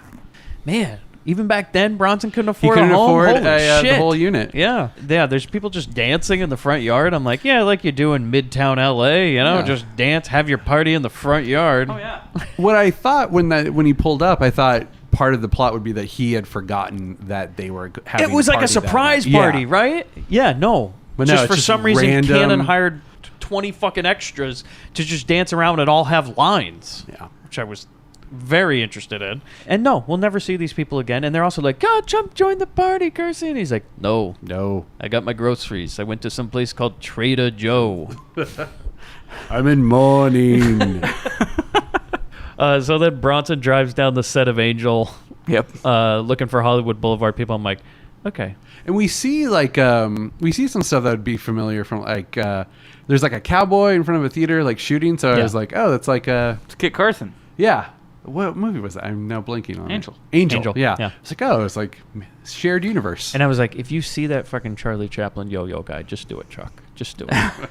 Please. But you can tell he's driving down the street and he's like, God damn it. Like the blood is boiling. Like this is how he gets it up. This is the foreplay for him, is he's driving down the street looking at these people. He's Every like, single person he sees. yeah, performing for money. They don't have a license. There's also like a homeless lady who sings opera that you can tell he just gives her a look like, yeah. And then he pulls up to a corner and I don't even think she was like a prostitute. She's just like some sort of millennial. Like looks in the window and is like, he's old. And Bronson just gives her a look like, yeah, just wait. And then he turns his car and that's it. That's it. Yeah. Yeah, that is a weird scene. Yeah. Then we see a scene of Bronson walking around an arcade. For like no reason, we lit an entire scene. We have tons of extras as Bronson walks through an arcade for 2 seconds and goes like, pinball. And you get to see this Bob Ross looking guy doing the shooting gallery. Yeah. Do you think Bronson was he wanted to play the shooting gallery game and the guy had it and he was all pissed about it? Like, this is supposed to be Bronson turning into Rorschach from The Watchmen. This city is afraid of me. I've seen its face. But then, you know how they say, like, every time a bell rings, an angel gets its wings? Yeah. You know? Well, we hear the scream of a rape, an attempted rape going on, and Bronson's like, a purpose. So he goes down into this, like, garage, Yeah. right? And this middle-aged couple is getting accosted by some of the ruffians and other guys, right? Yeah. And, like, one of them takes her into a van, which apparently this middle-aged couple drives like a straight arrow style van, which Hey, is a weird. You know, they were still hanging on to it. Yeah, I guess they got to grow up sometime, right? Yeah. So yeah, basically he brings her into the van, and then Bronson just comes down and just immediately starts. Laying waste to this group. So that whole thing about only killing the ruffians, yeah. Well, that was supposed to be the idea. yeah. That's done. Yeah. He's just like, nope, clean house. Whatever it takes. So he just in the crossfire, because they start shooting back, the guy takes a bullet. Yeah. The guy of the non-ruffians. The middle-aged guy. The man who was being held down while his wife was being taken into a van. Yeah. And so Bronson shoots all the guys, and one guy gets away. My favorite part in the whole movie, I think, is this. Is he, like, follows this guy into a warehouse, right? So this is the fishnet guy with the switchblade at first. And he shoots him in the ass. Yes, but While he's then he running follows away. the blood trail to another abandoned warehouse, right? This is the best part in the whole movie, is that Bronson's sneaking around a warehouse, and this guy, and you see he's got like a steering wheel in front of him. You're like, the hell's Like, going what is on? this? And then all of a sudden, Bronson walks up to this big wall of boxes, and he's like, I don't know about this. This looks weird. This seems natural. And then, blam! Forklift ambush. A forklift comes out, and I'm like, wait, hold up. How would you set that up in 10 seconds? Like, How fortuitous Yeah, that it was would like, all be sitting there. What the hell? And like, how did the guy get around into the boxes, or did he set up the boxes and then sit in the? And he also got shot in the ass, so it's not like he has time to do this work. But somehow he set it up that he was in a forklift behind these boxes, knowing that Charles Bronson would somehow walk in front of it. Well, he did, and then he just goes at Bronson and he goes blam, shoots him. Well, they have a moment of him thinking about which one was this one now, and so we do a quick flash to when he saw that guy last. And he's the one who he chased down the alley, right? Yeah. He's the guy he beat up. The initial And the guy he fought with an Amazon box. Yeah. Yeah, that is weird that it does seem like this should be the most personal. Yeah. Because this is the one he's had an interaction with. And this is before. the one that, in a way of thinking, is the reason this all happened. Yeah.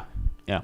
But no, he had It's a had to nothing. jog his memory. You know? It's a nothing kill. There's like, so many ruffians he kills on a daily basis, and all those millennials, they all look the same, Tanner, to him. So now that I'm thinking about it, it is really weird that this is a nothing kill, and so much emphasis is put on Nirvana later. Like, why? It doesn't make sense. The one guy they spend all the time on, you think Lawrence Fishburne's the leader of the gang. I could tell that Nirvana was the leader, but he's the one that like has the least amount of interaction. I mean, he's the one who murdered Rosario. Oh yeah, but like Bronson doesn't know that, Right. And Yeah. it's not enough for the audience to like latch onto that. I think I don't know. It's weird. This murder should have been more important. That's my thing. No, it's just played off immediately. Like, oh, I think I know you. Yeah. I think was that guy in there? Whatever. And he You're shoots him. probably one of them. So then the inspector's all pissed. He's like, somebody's saving this middle-aged couple, and what did he look like? And the guy's like, I'm not going to tell you. He's great. Yeah. He's the best guy ever. No snitches. Yeah, he saved me. And it's great because they each give a different fake account of what he looked like. So the wife says, oh, he was 21, blonde, with a club foot. Yeah. And then the husband chimes in with, from where I was looking, he looked like a big black guy with a red beard. And the inspector is just like, gosh. Yeah, he's like, guys, he murdered people. You can't just let him get away. And they're like, no, this is great. No, we're gonna. We think Yeah. we think the Boondock Saints are great. This is like what happened in New York or whatever, where that some guy was going around killing I people. love that everyone in the West Coast knows about this. Yeah. And still remembers it 5 years later. They're like, what is it called? Death Wish or something? Yeah, we saw that movie. I think he was that guy. Yeah. So then the police are all pissed about this vigilante situation, right? And then immediately we cut to New York, and we don't tell the audience that. It's just all of a sudden we see this guy, and we're like, I honestly didn't realize we were in New York. no, you don't. I'm like, is it the guy from the first Death Wish? It is. It's Detective Ochoa. Mm-hmm. And he's like in an office with these other guys from New York, and like, well, it's pretty obvious that Paul Kersey's the guy killing all these people in L.A. because we heard he moved to L.A. So Ochoa, you should go to L.A. because you were in the first movie. And they're basically explaining that if that is him and he gets caught, that's our ass. yeah. Because we made that decision at the end of the first one not to arrest him. Yeah, or not really. You just be like, he got away. But in their eyes, anyway, they're like, Yeah. this is getting a little hot for us if he's back online. So you know how you make it better? They go, Ochoa, and if you find him, kill him. Yeah. That is I'm like, so well, weird. that's- That is so weird. They're like, well, how do we solve it? And one guy's like, well, we kill him, and then it cuts away. You're like, oh, I guess that was what they decided in that room. Yeah, And can I we guess. address the sneezing thing? Oh yeah, What the Ochoa fuck is has that a about? cold. No, or they something. lifted that from taking of Pelham 1, 2, 3. Oh, okay. But it never pays off. No, it's for no reason. I kept thinking But- it was but going to they- pay off, but it Like doesn't. like taking of Yeah. Pelham 1, 2, 3. That ends up being a very crucial thing. The cold, the sneezing. And I assume they just lifted it for the sake of lifting it because it doesn't play into the story. No. no.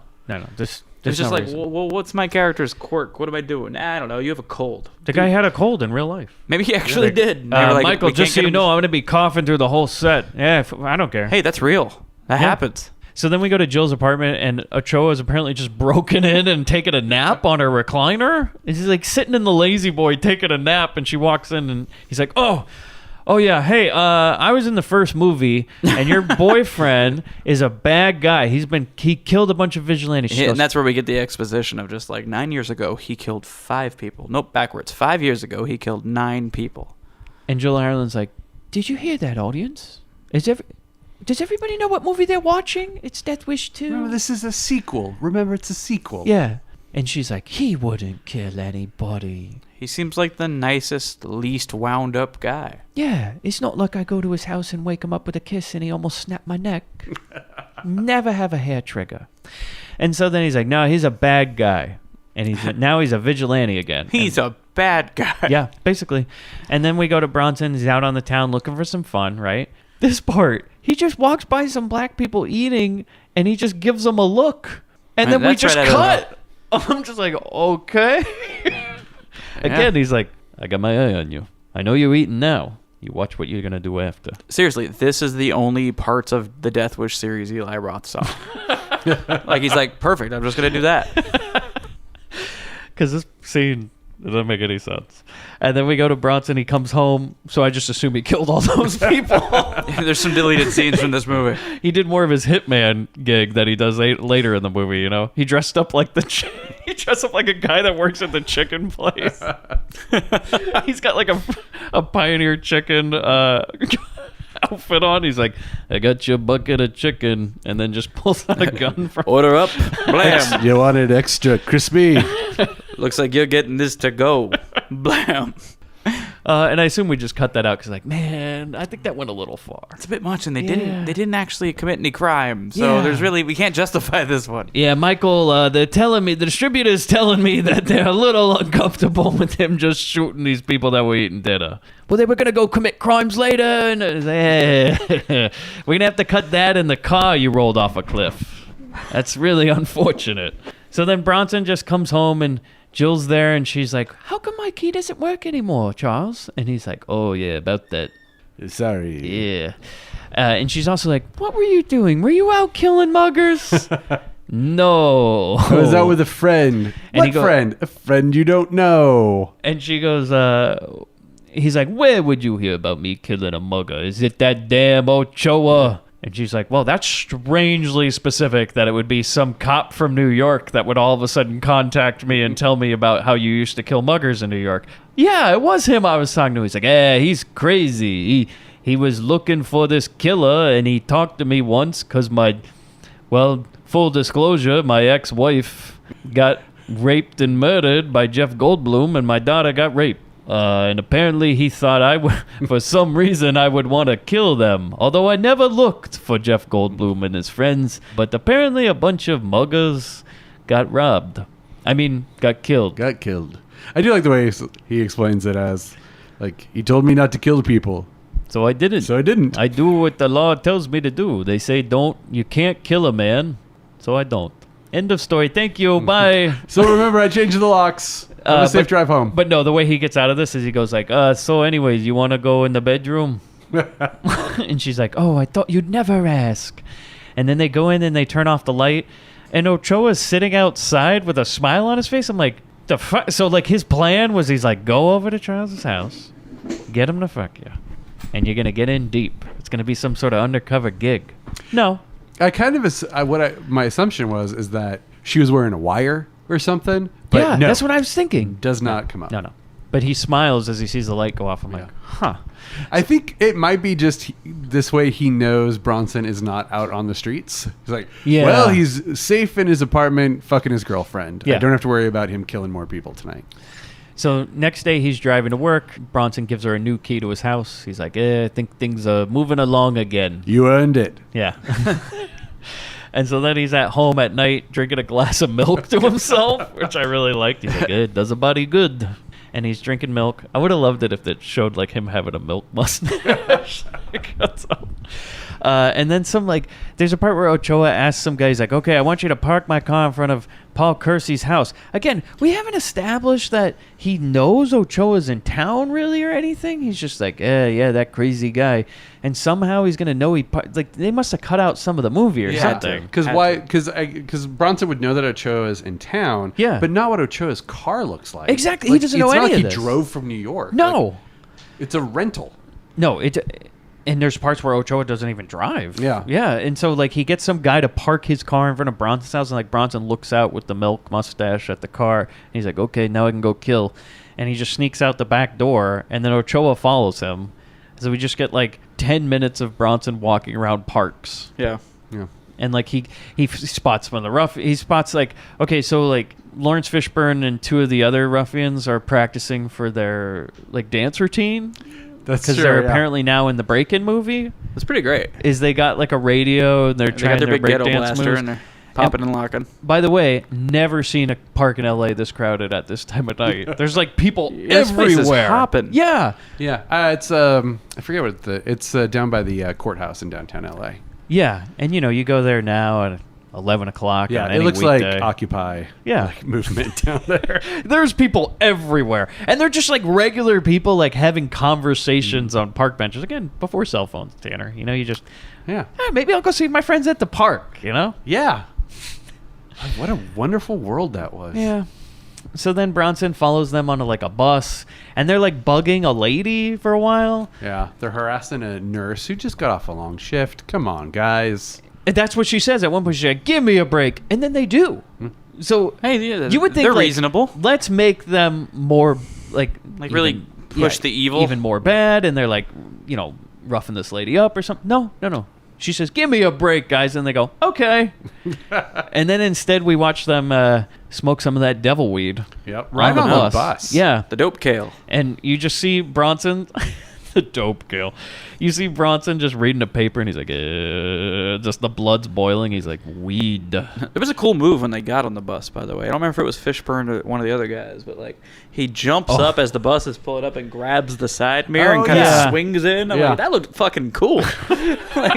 There's a margin of error there, but man, Bobby's gonna start trying. This is how I get on buses Be now. tragically run over by a city bus. You guys are gonna be doing a tribute episode. Oh, is this when Ochoa does the old the cop who commandeers a private citizen's vehicle? When he gets and the hit girl by looks a really car? happy about it. She's like, "Oh, okay." Well, he gets hit by a car. Yeah. So he runs out on the street, and this lady runs into him, and you see him fall onto the hood and everything. And then he gets in. Yeah, and she's smiling. She's like, "Hey, Yeah, all right. I'm in a movie." This is exciting. Look right in the camera. And then we watch them get off one bus and get on another bus. And Ochoa then commandeers a cab, and he's like, "Follow that bus." And this is when you get the guy who's This cab I don't know, driver's some awesome. Michael Winter's cousin or something. Because he's like, "Hey, the bus ain't moving." "Hey, bus ain't moving, boss." Come on, Mac. And he's like, "When it moves." And he's all Smart pissed. Alec. And so then for the rest of this guy's time on screen, he's always going to do a little type 5. He's got some kind of crack. My favorite one being when he's expecting payment, and Ochoa holds up his badge. He goes, "I ain't known for my community spirit. I take cash." Yeah, and he says it in I don't know, it's not because there's no LA accent, but they try to give him a New York kind of, He's like, he talks like Benny the Cab from Roger Rabbit. Funny enough, this was Benny the Cab's voice, That's what Roger Rabbit, they were like, bring back that guy from Death Wish 2, that funny guy, that They should have cab got driver. David Johansen from Scrooged. Niagara Falls, Frankie. So here's what happens is they get to another park on Point a bus. Furman. Yeah. I He don't took know. a bus to Point Verde. Yeah. For some They're in reason, San Pedro. LA was like, you can film here, but you got to show our transit system in a good light, okay?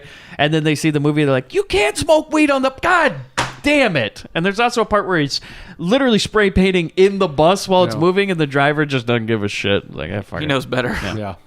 He wants to get home tonight. Yeah, He's like, not I get gonna- minimum wage. I don't fucking care, you know? Yeah, and Bronson, that's how we know they're bad. They don't annoy a lady. They smoke some of that marijuana. Mary Jane. Marijuana. Cannabis, marijuana. I mean, you see how he says ice cream. I really wanted him to say marijuana. Oh man, Because only in 10 to midnight, as close as he gets, he goes, smells like good stuff. that's it. And that's it, yeah. I don't know what it's called. Because, can you say it? Nope. When you have a J in a word and I'm supposed to pronounce it like an H, it confuses I want me. no part of this. No, I don't know what that means. It's not Mary Hain. He's the guy who reads the Spanish textbook and he goes, ja, ja, ja, ja, ja.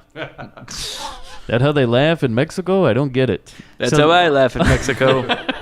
So then they get off of that park, and Ochoa rips a $50 bill in half, Crown style, by the way. This is like a Crown contract. He's like, all right, I'm giving you half, and when you take off that top, you'll get the other half. The cab driver's like, what'd you say, Mac? And he's like, oh, I mean, wait here for Just me. wait here. Yeah. So what happens is that Charles Bronson just goes down and sees a drug deal going down. Apparently, like Weapons drugs for deal. guns or something. I thought it was just like a weapons buy. Apparently, they're buying. So Lawrence Fishburne and two of these guys are buying machine guns from a man dressed as Elton John. Exactly. what in the I was like, kind of like Robin Williams stand up circa 1978 with a fedora. Hey, you guys want some guns?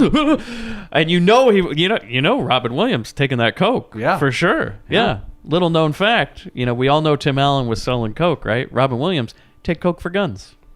Coke for guns. It was a underrated government program.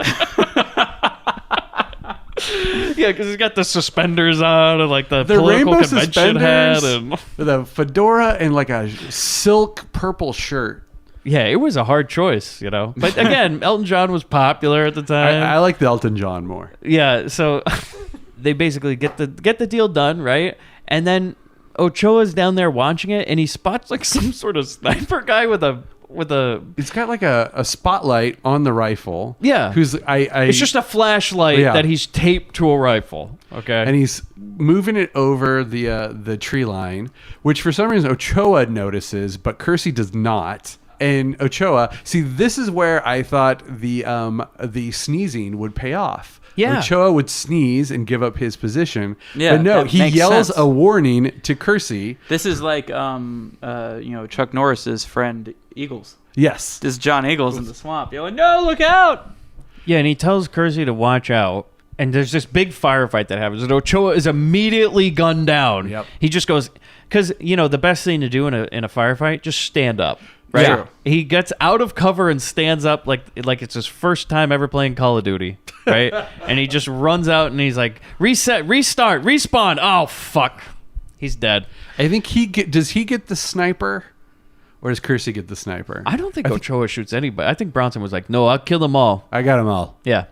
Ochoa, he's got a heart of gold. He can't kill a man. That's why he dies. Yeah. And so then He's Charles soft. Bronson basically shoots everybody except Yeah. for Nirvana. Just laying waste. Right?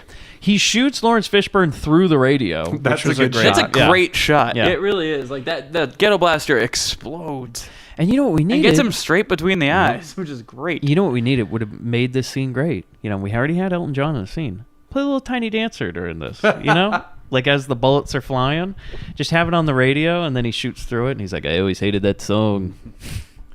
I've always liked Betty and the Jets more.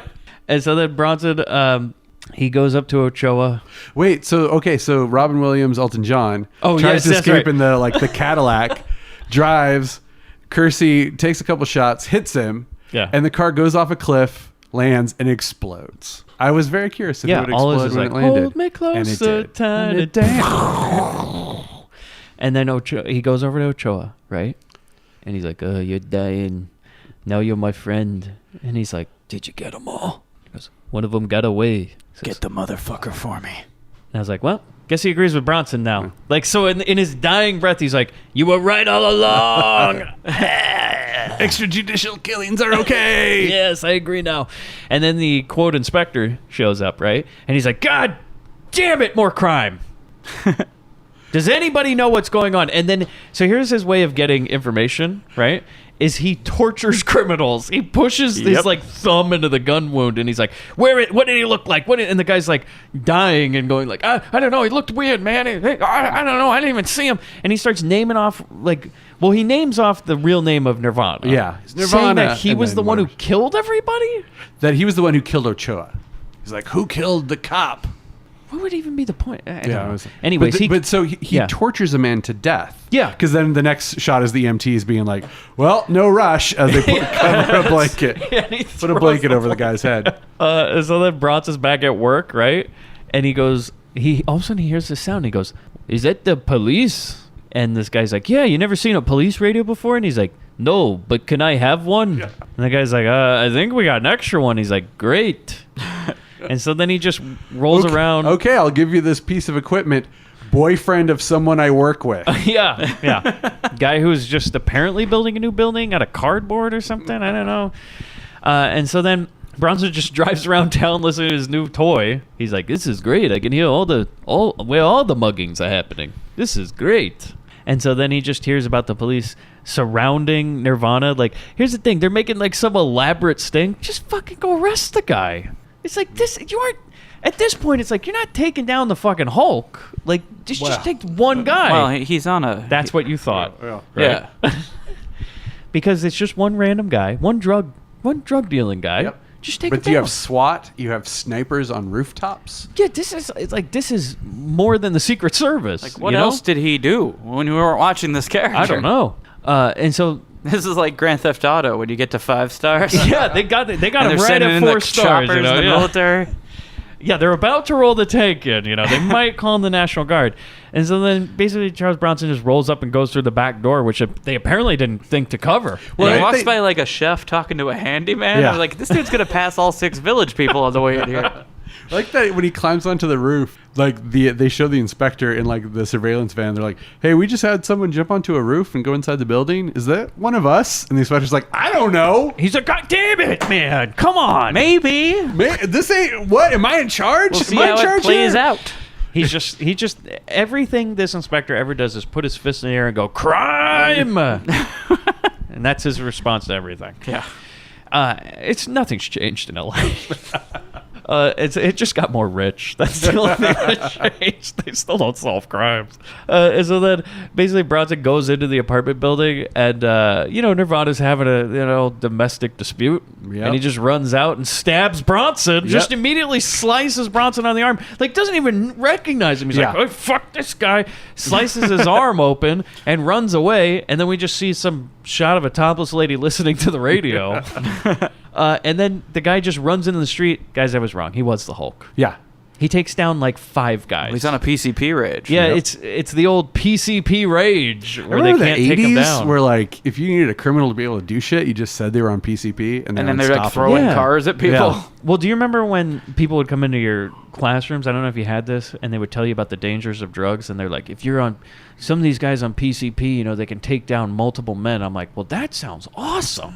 There's a super I'm like, soldier that's what serum? they- yeah, I was like, wait a second, you're trying to tell me not to take drugs, but if I take PCP, I can bring down like 6 dudes in a fight? You're walking around with the Captain America shield on your back looking for PCP? Like, I'm starting to question them. Like, man, I don't know. That was always the problem Batman when they take would send PCP? in those drug guys. Like, they'd tell you what it's going to do, and I'm like, that always sounded great. Like, I want to have wild hallucinations. Yeah, like when the cops would come in and talk about acid, I'm like, You're like, no sounds shit. like kind of fantastic. Like, I want to, it's like, I want to give that a shot. Yeah. I wouldn't have known if it weren't for you, officer. Thank you for coming to my class today. The funniest thing about weed was they'd be like, well, you smoke this drug, guys, and it makes you relaxed, and it's kind of like drinking, but not as harsh. But your head gets cloudy and stuff. And, like, if you had something that was hurting, it doesn't anymore. Yeah, and then it goes away in 2 hours. You get a little tingly for a while. Yeah. Like, everything feels real nice. And you're like, I wonder what's bad about that one. I go, but if you take it, you'll do crack. You will do crack one day if you take one hit of a marijuana And that's cigarette. always like all they had. It's just Yeah. like, it will lead to the other stuff. Yeah. No, It's the gateway drug. It sounds fun, and it is, but Also, you're going to get really hungry, and you'll eat a bunch of stuff, and you're going to be laughing a lot, and you'll enjoy TV and movies much more. Kids, don't do It's it. Whatever you basically do, don't that do it. scene from Walk Hard. Yeah, where he keeps going like, it makes sex better. He's like, yeah, but it's probably expensive. It's the cheapest drug there is. Don't do this. It's Do it. literally You just want a no plant. part of this shit. All it is just a plant. You just dry it, and it's ready to go. Man, this is sounding good. Don't do it, kids. Don't do it. Also, one day it will be completely legal Yeah. in certain places. Also, alcohol is legal, but if you drink too much, you'll die. your liver will fail. Also, you will get really violent. If you have too much of this one, though, you just go to bed. Yeah. That's it. And then you're just like, man, can we talk more about that PCP rage? Because that sounds great. So anyways, he takes down like 9 cops, and he's throwing people, and he's doing all this stuff. It would have been great if you had the car flip or something like that. Like, I want to see a real PCP rage. Come on. I wanted like his clothes splitting. Yeah, You know? exactly. I wanted the full-on Gets a little Dr. green, Banner. Like, you know? I could have seen him like tearing off his shirt, Hulk Hogan style. Yeah. and just running around topless. and cupping his hand to his Yeah. ear to see who's cheering. And so this is the way they beat him, is they go, dog pile! And then everybody just kind of lays on him. It's like when the fat guy gets into the Royal Rumble. That's why you needed a fat cop. It's just they Oh, go to like, sit send on in him? Johnny! And then he and just goes- Wiggum comes running in. He's just got a bulletproof vest on, and he's just no gun. He's just kind of blocking him, you know? It's a brigade of We call fat him our guys. PCP buster. The PCP squadron. It's like the Shield, you know, but it's just a bunch of fat guys. So Michael Chiklis before the shoot. Yeah, and they just yeah. It's a whole show about fat dudes just surrounding PCP guys and dogpiling them. The commish. Okay, so basically what happens is he gets put into a mental hospital, right? And Bronson's all reading about it in the paper. Gilliard's like, yeah, so they arrested this guy, put him in a mental hospital. And Bronson's like, too good for him, if you ask me. Should be in prison getting killed, am I right? She's like, I guess so. we won't really talk about politics much, do we? He's like, yeah, if it was up to me, he'd be dead, right? Yikes. Not by my hands. I mean, I've never killed a No, mugger of course or anything. But somebody should go in with a gun, hitman style, and kill him. Am I right? And Jill's like, I don't know, but for some reason we're going to go to that mental institution. I don't know why, but I guess it's in the script. Here we go. Why do they go here? I think she's doing a story on the doctor and his methods of rehabilitation. Huh. So just so happens to be like, oh, what a coincidence. Yeah. So then we go in and Bronson's like, have you ever heard of the game Hitman? I'd like to fancy myself Agent 47. And he just goes in and he plays Hitman. He goes, can I go to the can? Which I always love a movie where Charles Bronson excuses himself to go to the bathroom. It's one of my favorite Bronson tropes. So he goes to the can, which is actually the locker room. Mm-hmm. He takes a lab coat and he takes a pass. And the next thing we see is him forging his own pass to get in, right? He's at home with the whiteout. Yeah. And he's making photocopies. So Dr. McLovin is going to get into this place. You can tell he's real pissed because he's like, this is what Rosario used to do for me, and she's not here I anymore. don't really know how she did it properly, but I'm going to try. I'll try this white out. And so, yeah, he makes him Sounds good to me.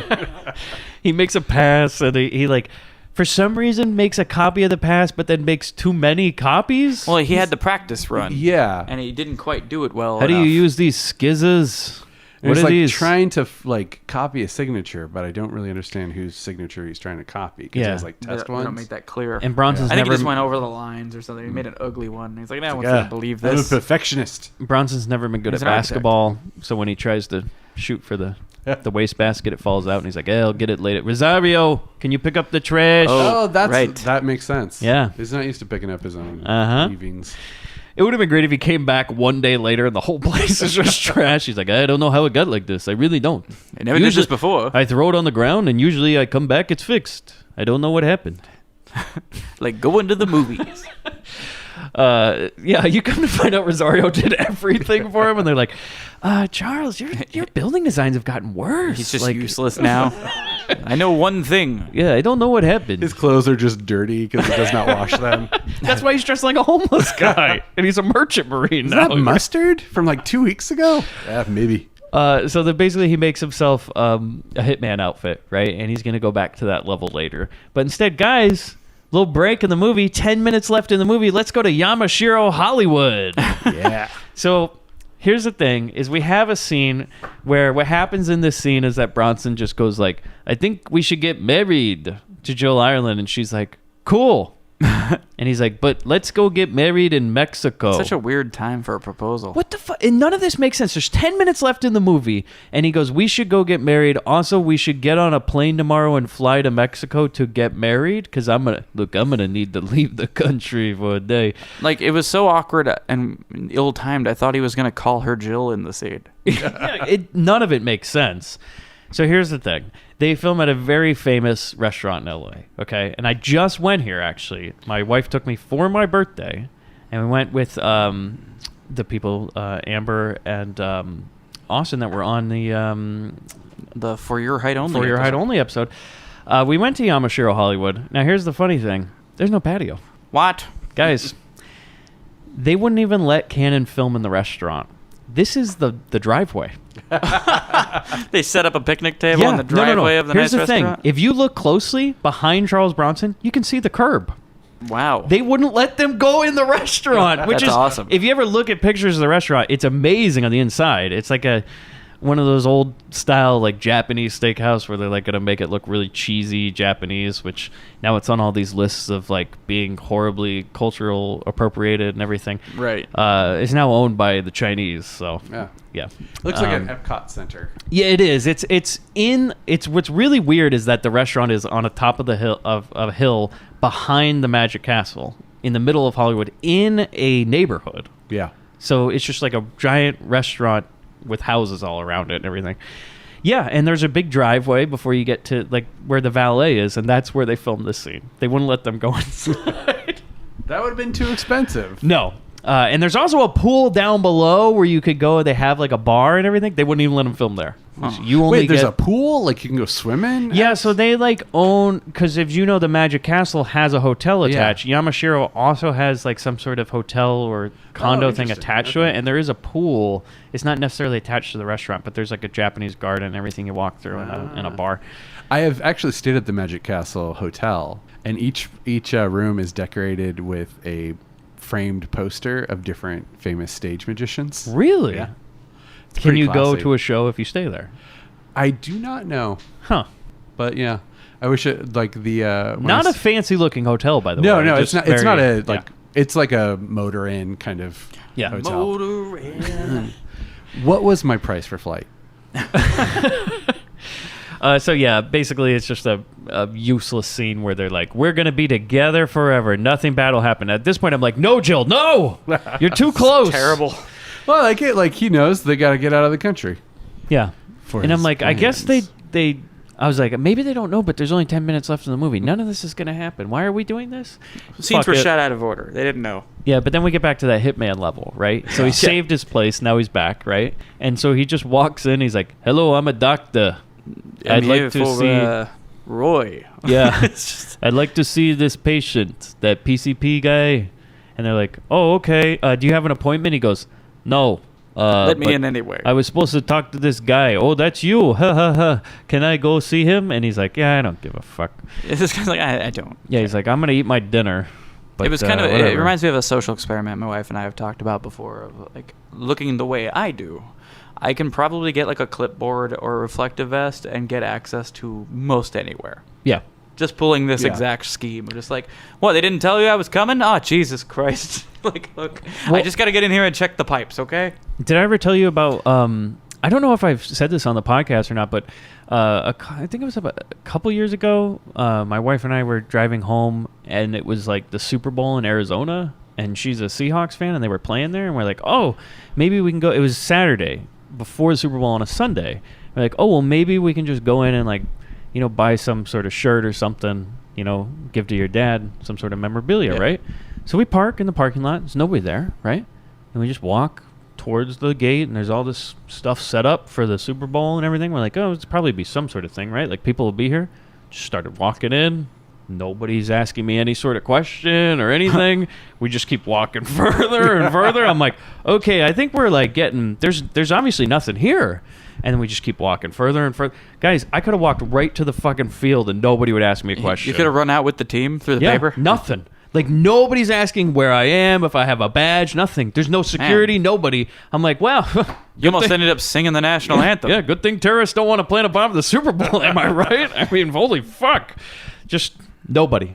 Wow. Not a thing. So, yeah. If you look like you know what you're doing, you Man, can get in. just the power of white lady. Yeah.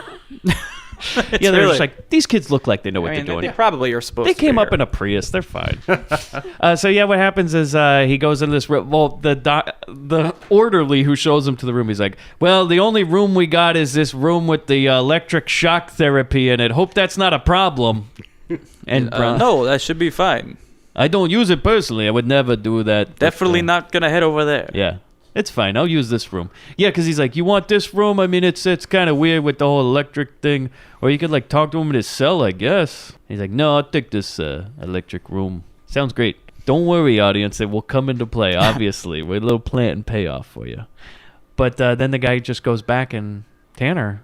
When he goes, so Orderly goes back to eat his dinner.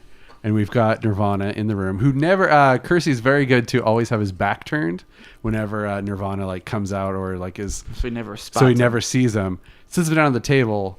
Kersey turns around with his gun drawn, and Nirvana immediately flips the table. Well, at him. he throws his clipboard at Nirvana. Oh, that's right. For the distraction and draws his gun, but Nirvana has already PCP'd the Yeah. table up into the air. Yeah. So apparently the PCP drug is not rage. out of his system Yeah. yet. And they have a really awkward fight. And we know Nirvana has been planning this the whole time, or planning like an escape, because he has a scalpel in his shoe. In his sock. Yeah. And, And- stabs and- the and- shit out of Kersey's shoulder. Yeah, he just starts laying in. And while this is going on, Tanner. Oh, secret Grindbin All-Star appearance.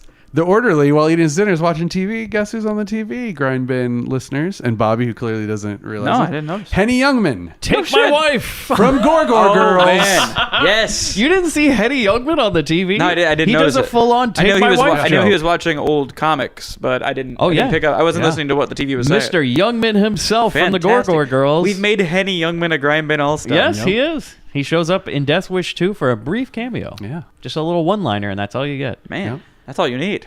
I feel like Bronson would be a big fan of Youngman. Take my wife. She was raped. Take my wife, and then I come for you.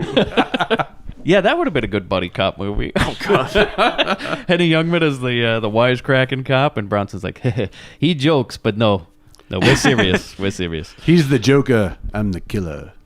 There's all these It's jokes called where, The Joker and the Killer. where Henny Youngman's like, so you're telling me somebody took your wife? Is always what he's writing down for every case. And they're like, yes. They're like, wait for it. Yeah. Please? Yes, she's been kidnapped. We need to act quickly. He's just waiting for the please. Yeah, that's when Bronson goes, please. He just wants to hear the word please. Man, I'm picturing the poster. Bronson's got the gun, and he's got the violin. With a bullet through it, you know? Okay. So basically, the guy dies by punching the electric shock machine, and he electrocutes Yeah, like his himself? hand goes into it like he's playing that Price is Right game where you punch through the holes. Yeah. Worst episode of Price is Right where that dude punched it. He got electrocuted. Yeah. He caught the main line. And Bob Barker's robot started malfunctioning. Yeah, he's like, oh, Price is wrong. So then Bronson kills him, right? Yeah. Well, he doesn't kill him. Well, he turns on the machine. Like after Nirvana He has hits his the- arm yeah, stuck, yeah. he flips the switch. And the orderly comes back in. Oh, but I like Bronson, like after Nirvana's clearly dead and is on the ground, Bronson just kind of like collapses onto a chair. Yeah. And he's like, oh, like I'm done. Ugh. And then Orderly Movie comes over. in. And he just says to the orderly, he raped and killed my daughter. And the orderly's Well, like, no, he didn't kill your daughter. he says it, though. Yeah, I know. Yeah. But you don't know that. Well, technically, Kersey, your daughter killed herself. But also, it's like I think he chose correctly because Yeah. Yeah. he also raped and murdered my maid. That just it sounds Yeah. like it's complicated things. Like, He raped and murdered my Rosario. Yeah. But the guy goes, yeah, I remember hearing about that. I'm going to give you 3 minutes before I hit the alarms. Yeah. So he's also on his side. Yeah. Yeah. You know, just Also, what you want the they guy also working go at the over mental the hospital. security code to get out like too many times. Yeah. They go through it like when he first comes in, and then at the end, He's double checking Yeah, on his it's like- way out. I hit the what now? it's a 1600. 1204. Yeah. I hope do he I, doesn't do get it I wrong. hit pound first? Now, do you think that the management's like, okay, Mr. Orderly, we got to talk to you. You have been letting a lot of people come in here and pull vigilante acts on like criminal inmates. We can't have that, man. I don't think that's in the employee guide. Yeah, so. it's not eye for an eye justice, unfortunately. That's not how we do things here. So this is your second warning. One more, though, we're going to be in a lot of trouble because we keep having to buy more electric shock machines. Also, we're thinking we're not going to let people go into that room to interview people anymore, okay? Just we're going to have to move you a different Just wing. forget about that room. Just Yeah, it doesn't please, even exist. please stop telling people it's an interrogation room. So yeah, basically what happens is Bronson walks out, but then at the same time, Jill Ireland, she comes over to Bronson's house, and again, Rosario's not there to pick up the trash, and she sees that crumpled paper on the floor, and for some reason she opens it up and realizes, what? As the radio's playing in the background, you hear, somebody snuck into the mental hospital and killed this guy. His name's Nirvana. They killed him. Looked like an old man in his 60s. And she's like, oh my God, he does kill muggers. Then she just leaves her ring on the on top of the crumpled paper and leaves his life. And Pieces on out of this movie. yeah, and then here's the thing is that there's for some reason another scene. Yep. So like Charles Bronson comes home and you're like, oh, okay, well that's the end of the movie. He's gonna come home and be devastated. She's gone. No. Like they had a decent somber ending to this, which it should be. Yeah, yeah. And they're like, no. Like he lost everything. You know, his bloodlust cost him everything, including cost him the woman of his dreams. No. And He's I back feel at like work. this was the original ending, and either Bronson or Winter was like, this needs something. Like they cut, you know, and Bronson's like, oh, okay, well, when next? He's like, no, that's the movie, Chuck. Wait, no, I hold honestly on. What? think it would be Gollum and Globus said it needed something because it Okay. needed to like Yeah. it had to For the style that Canon is doing, yeah. they want. There's gonna be a certain- 3. Yeah. We need to set up for a 3. Nobody wants to see a crying Bronson. So how do we set up for a 3? Well, he goes back to work, and the boss guy's like, yeah, I guess that lady you're with quit or something, right? Wuss. And I'm like, okay, so she just like left town, and they're like, fuck her, right? She was just hosting the news. We don't need her. We're more concerned about this dude building the building. Am I right? Doing a great job, Is that man. buddy of All the mine? way. By the way, we decided on concrete. So Chuck, we're having this big party, big thing for the new building unveiling. Are you gonna make it? And he goes, what else would I be doing? And he smiles. Smile. Then we see some more shots of LA. We have this like city shot with Bronson standing there. It's like Batman. Yes, he does a Batman shadow. He might as well have been against, standing on a rooftop on like a guys- gargoyle crouching. It's like a shadow of Bronson over a project building. This is my city. Who am I? I'm Bronson. Yeah, and then you just hear like wow, wow, wow, and then you hear boom, boom. Yes. Yeah, that's it. What an ending. Death Wish 2. Yeah. Yeah, you just hear him in the background going, "This is Los Angeles." It's for jacket on. So recommendations? Yeah. Yeah. Honestly, yeah. It's as I said at the top of this, I remembered it being less goofy. It was better than I remember. This is closer to Death Wish 3 than it was to Death Wish 1, and I wasn't expecting that. Yeah, now I'm going to say the most serious of Death Wishes is 4, which is, well, other than 1. The most serious other than 1 is probably 4 now at this point. And I gotta say, not including the brutal rape and murder of Rosario and Kersey's daughter, this movie is kind of a stupid, fun movie. Oh, yeah. Like, the If way you took everything out is the rape, handled- it would be just straight up fun. It would just be a fun-ass movie. It's Yeah. an 80s action movie. Death is meaningless. You know, you run around, you shoot the bad guys, you quip a little, and you stand on the roof. Yeah. You tell some guy he's going to meet Jesus. Yeah. It's all good, guys, because when you close your eyes, you're just going to wake up on a cloud, you know? And you're going to be like, hello, Mr. Christ. Yeah, Can I I come thought it was in? a little weird that Kersey was like, "Oh, well, you're going to go to heaven." Yeah. Like, shouldn't have think- been more like, "Well, you're not going to meet him because you're going to hell." See, that's the thing. He views himself as some sort of like, confessional booth. You get forgiveness at the end of this gun. He doesn't miss 45 on the bullets, He It's actually unexpected. kisses them and gives them the rosary. the religious beliefs of Paul Kersey. He thinks that everyone goes to heaven regardless. He's like, you know what? It doesn't matter what you did here. So get Well- your revenge on Earth. That's why he needs actually, to take care of it, because they're not going to go to hell, so he needs to make No. sure he does something about it. The thing is, he calls his gun Jesus. Oh. That's why he said you're going to meet him. So he was met looking. him. He was Yeah. searching for Jesus. Yeah. When he was looking through his apartment. Yep. And those bullets are called the Holy Ghosts. So his underwear was a shroud. Yep. The holy shroud of Jesus. Yep. This is his Yeah, BVDs. I call my gun Jesus. And they're holy because they're old. So yeah, I definitely recommend it. It's way more goofy than I thought it was. Like, this is one I'd watched once, and I'm like, I don't need to see 2 again, you know? And then I revisited it for this episode because everybody voted for it. I was like, oh, this is fun, you know? Tanner? Yeah, I'm into it. Well, Tanner, it's in LA, so you're going It to has LA and LA there's great movie. LA landscape stuff, so I'm into it. And Yamashiro Hollywood, hey. Yeah. Yeah. But only Especially like the front driveway parking of lot. it. Yeah, yeah. Yeah, they're not going to let him in there. The It's a curb fancy outside of restaurant. Are you Yamashiro. kidding me? But I do have to say the shots of the Pioneer Chicken, which is clearly an old McDonald's because it has the original McDonald's like half arches. E-I-E-I-O. Yeah. One for the kids who listen. Somebody that did, though, say that there is an Easter egg in that scene. I didn't add it in because it's very weird, but apparently there's a connection to another Grindbin movie we've done, which is Last American Virgin, where you can see the pizza store that they use that he delivers from. You can see the mascot in that scene.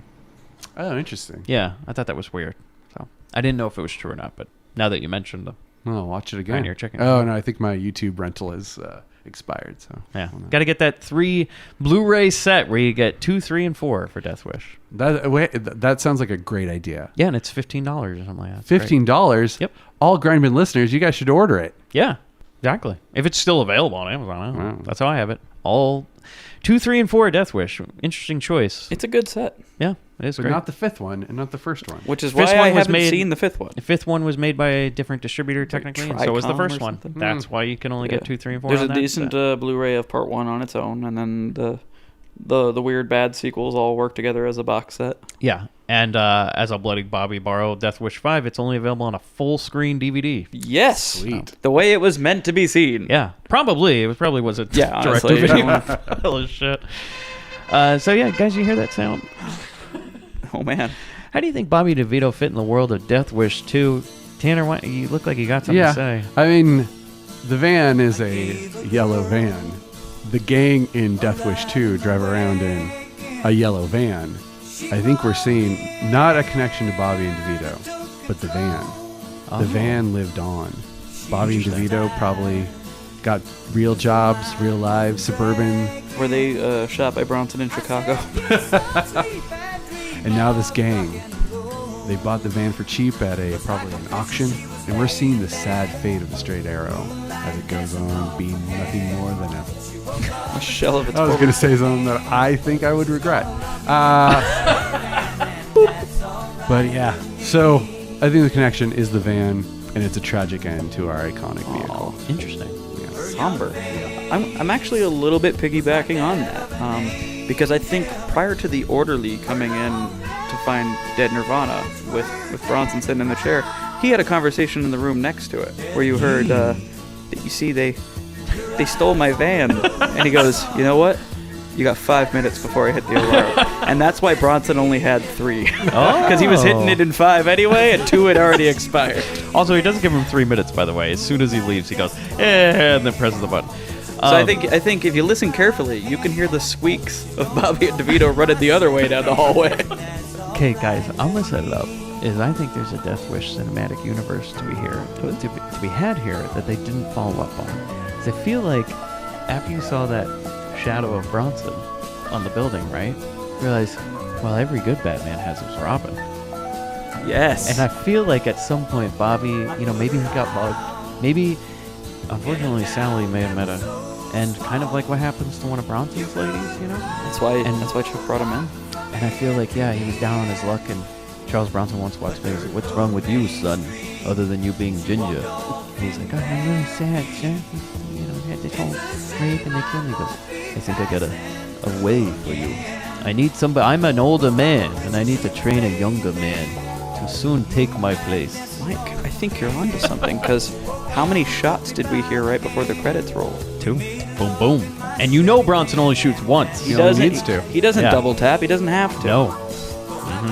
Because then all of a sudden you saw a little poof appear above Bronson. Oh my God. And Bobby's like the new Robin. If anyone out there is good with Photoshop, can you do the Pulp Fiction image of the two guys standing with the guns drawn, but can you make it Bronson and Bobby? Wait, if we have anyone good with Photoshop, I want them to do the Bronson and Henny Youngman poster. Oh, yes. Joker and Killer. But I could definitely see them going around as a duo.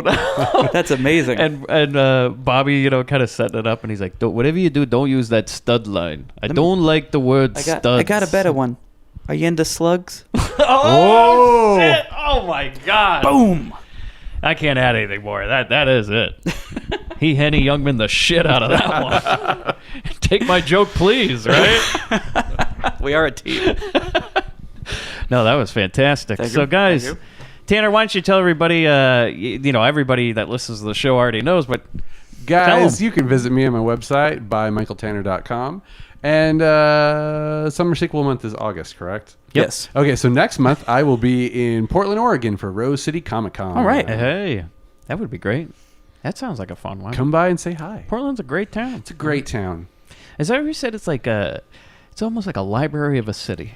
So you got all the city, but it's not too loud. It's weird. It's like there's just all Priuses, just all silently Just rolling by. silently Yeah. humming by. It's like, man, it's like a city with no sound. It's like a Buddhist monastery. All you the hear is, trees I love absorb it. a lot of the sound there. It really does. It's great. You walk around, you're like, oh, this is nice. Then you come back to LA, you're like, oh, it's just a little more smoggy here, but LA is the greatest city in the world. I know Tanner loves Don't it. at me. Don't ever. Never at him. I do it sometimes. I was like to go slightly into LA's bad about something in Tanner. He will not have No, it. he Will doesn't not like have none of that. Tanner is the goodwill Tanner ambassador to Los Angeles. has It's the moved. first one you see when you get here. He has moved his way down from the Pacific Northwest to LA and said, "Nope, this is it. Planted is my it. flag. This is it." This No is more. where I was meant to be. Unless I can buy a house somewhere else. I It's a tell you, all weird the good idea, the places- concept that you can only afford to live in Los Angeles. Like, what? It's a tragic world. I know. Yeah, so Rose City Comic Con, buymichaeltanner.com. You guys all know by now. And you can hear more of this show on our Patreon, patreon.com/Grindbin, where for Summer Sequel Month, we had a mini bin with Charles Bronson. It ties into this episode. Yeah. We actually covered a Twilight Zone starring Charles Bronson, along with Samantha from Bewitched. Yep. How do they get along? Well, you got to We'll see. find out Ooh. on our Patreon. Yeah. As always, like us on Facebook, hate us on Twitter, be indifferent on Instagram. And, Bobby, you got 3 minutes. Hey, Bobby, I got the money. Dad, I made the tea. But you're a hooker. Get that goddamn thing out of your mouth. I didn't say it, knocker. I don't know. This book ain't got no real rhythm. Hello, Diplomat. We're gonna play a little game, baby. I just love fun and games. Get a little girl all hot and horny. How the hell would women live? I'm horny. And maybe Daddy wouldn't have had to kill himself because he couldn't get it up anymore. What a shame. For jacking off. Come on, just step on the gas before we get green. And more.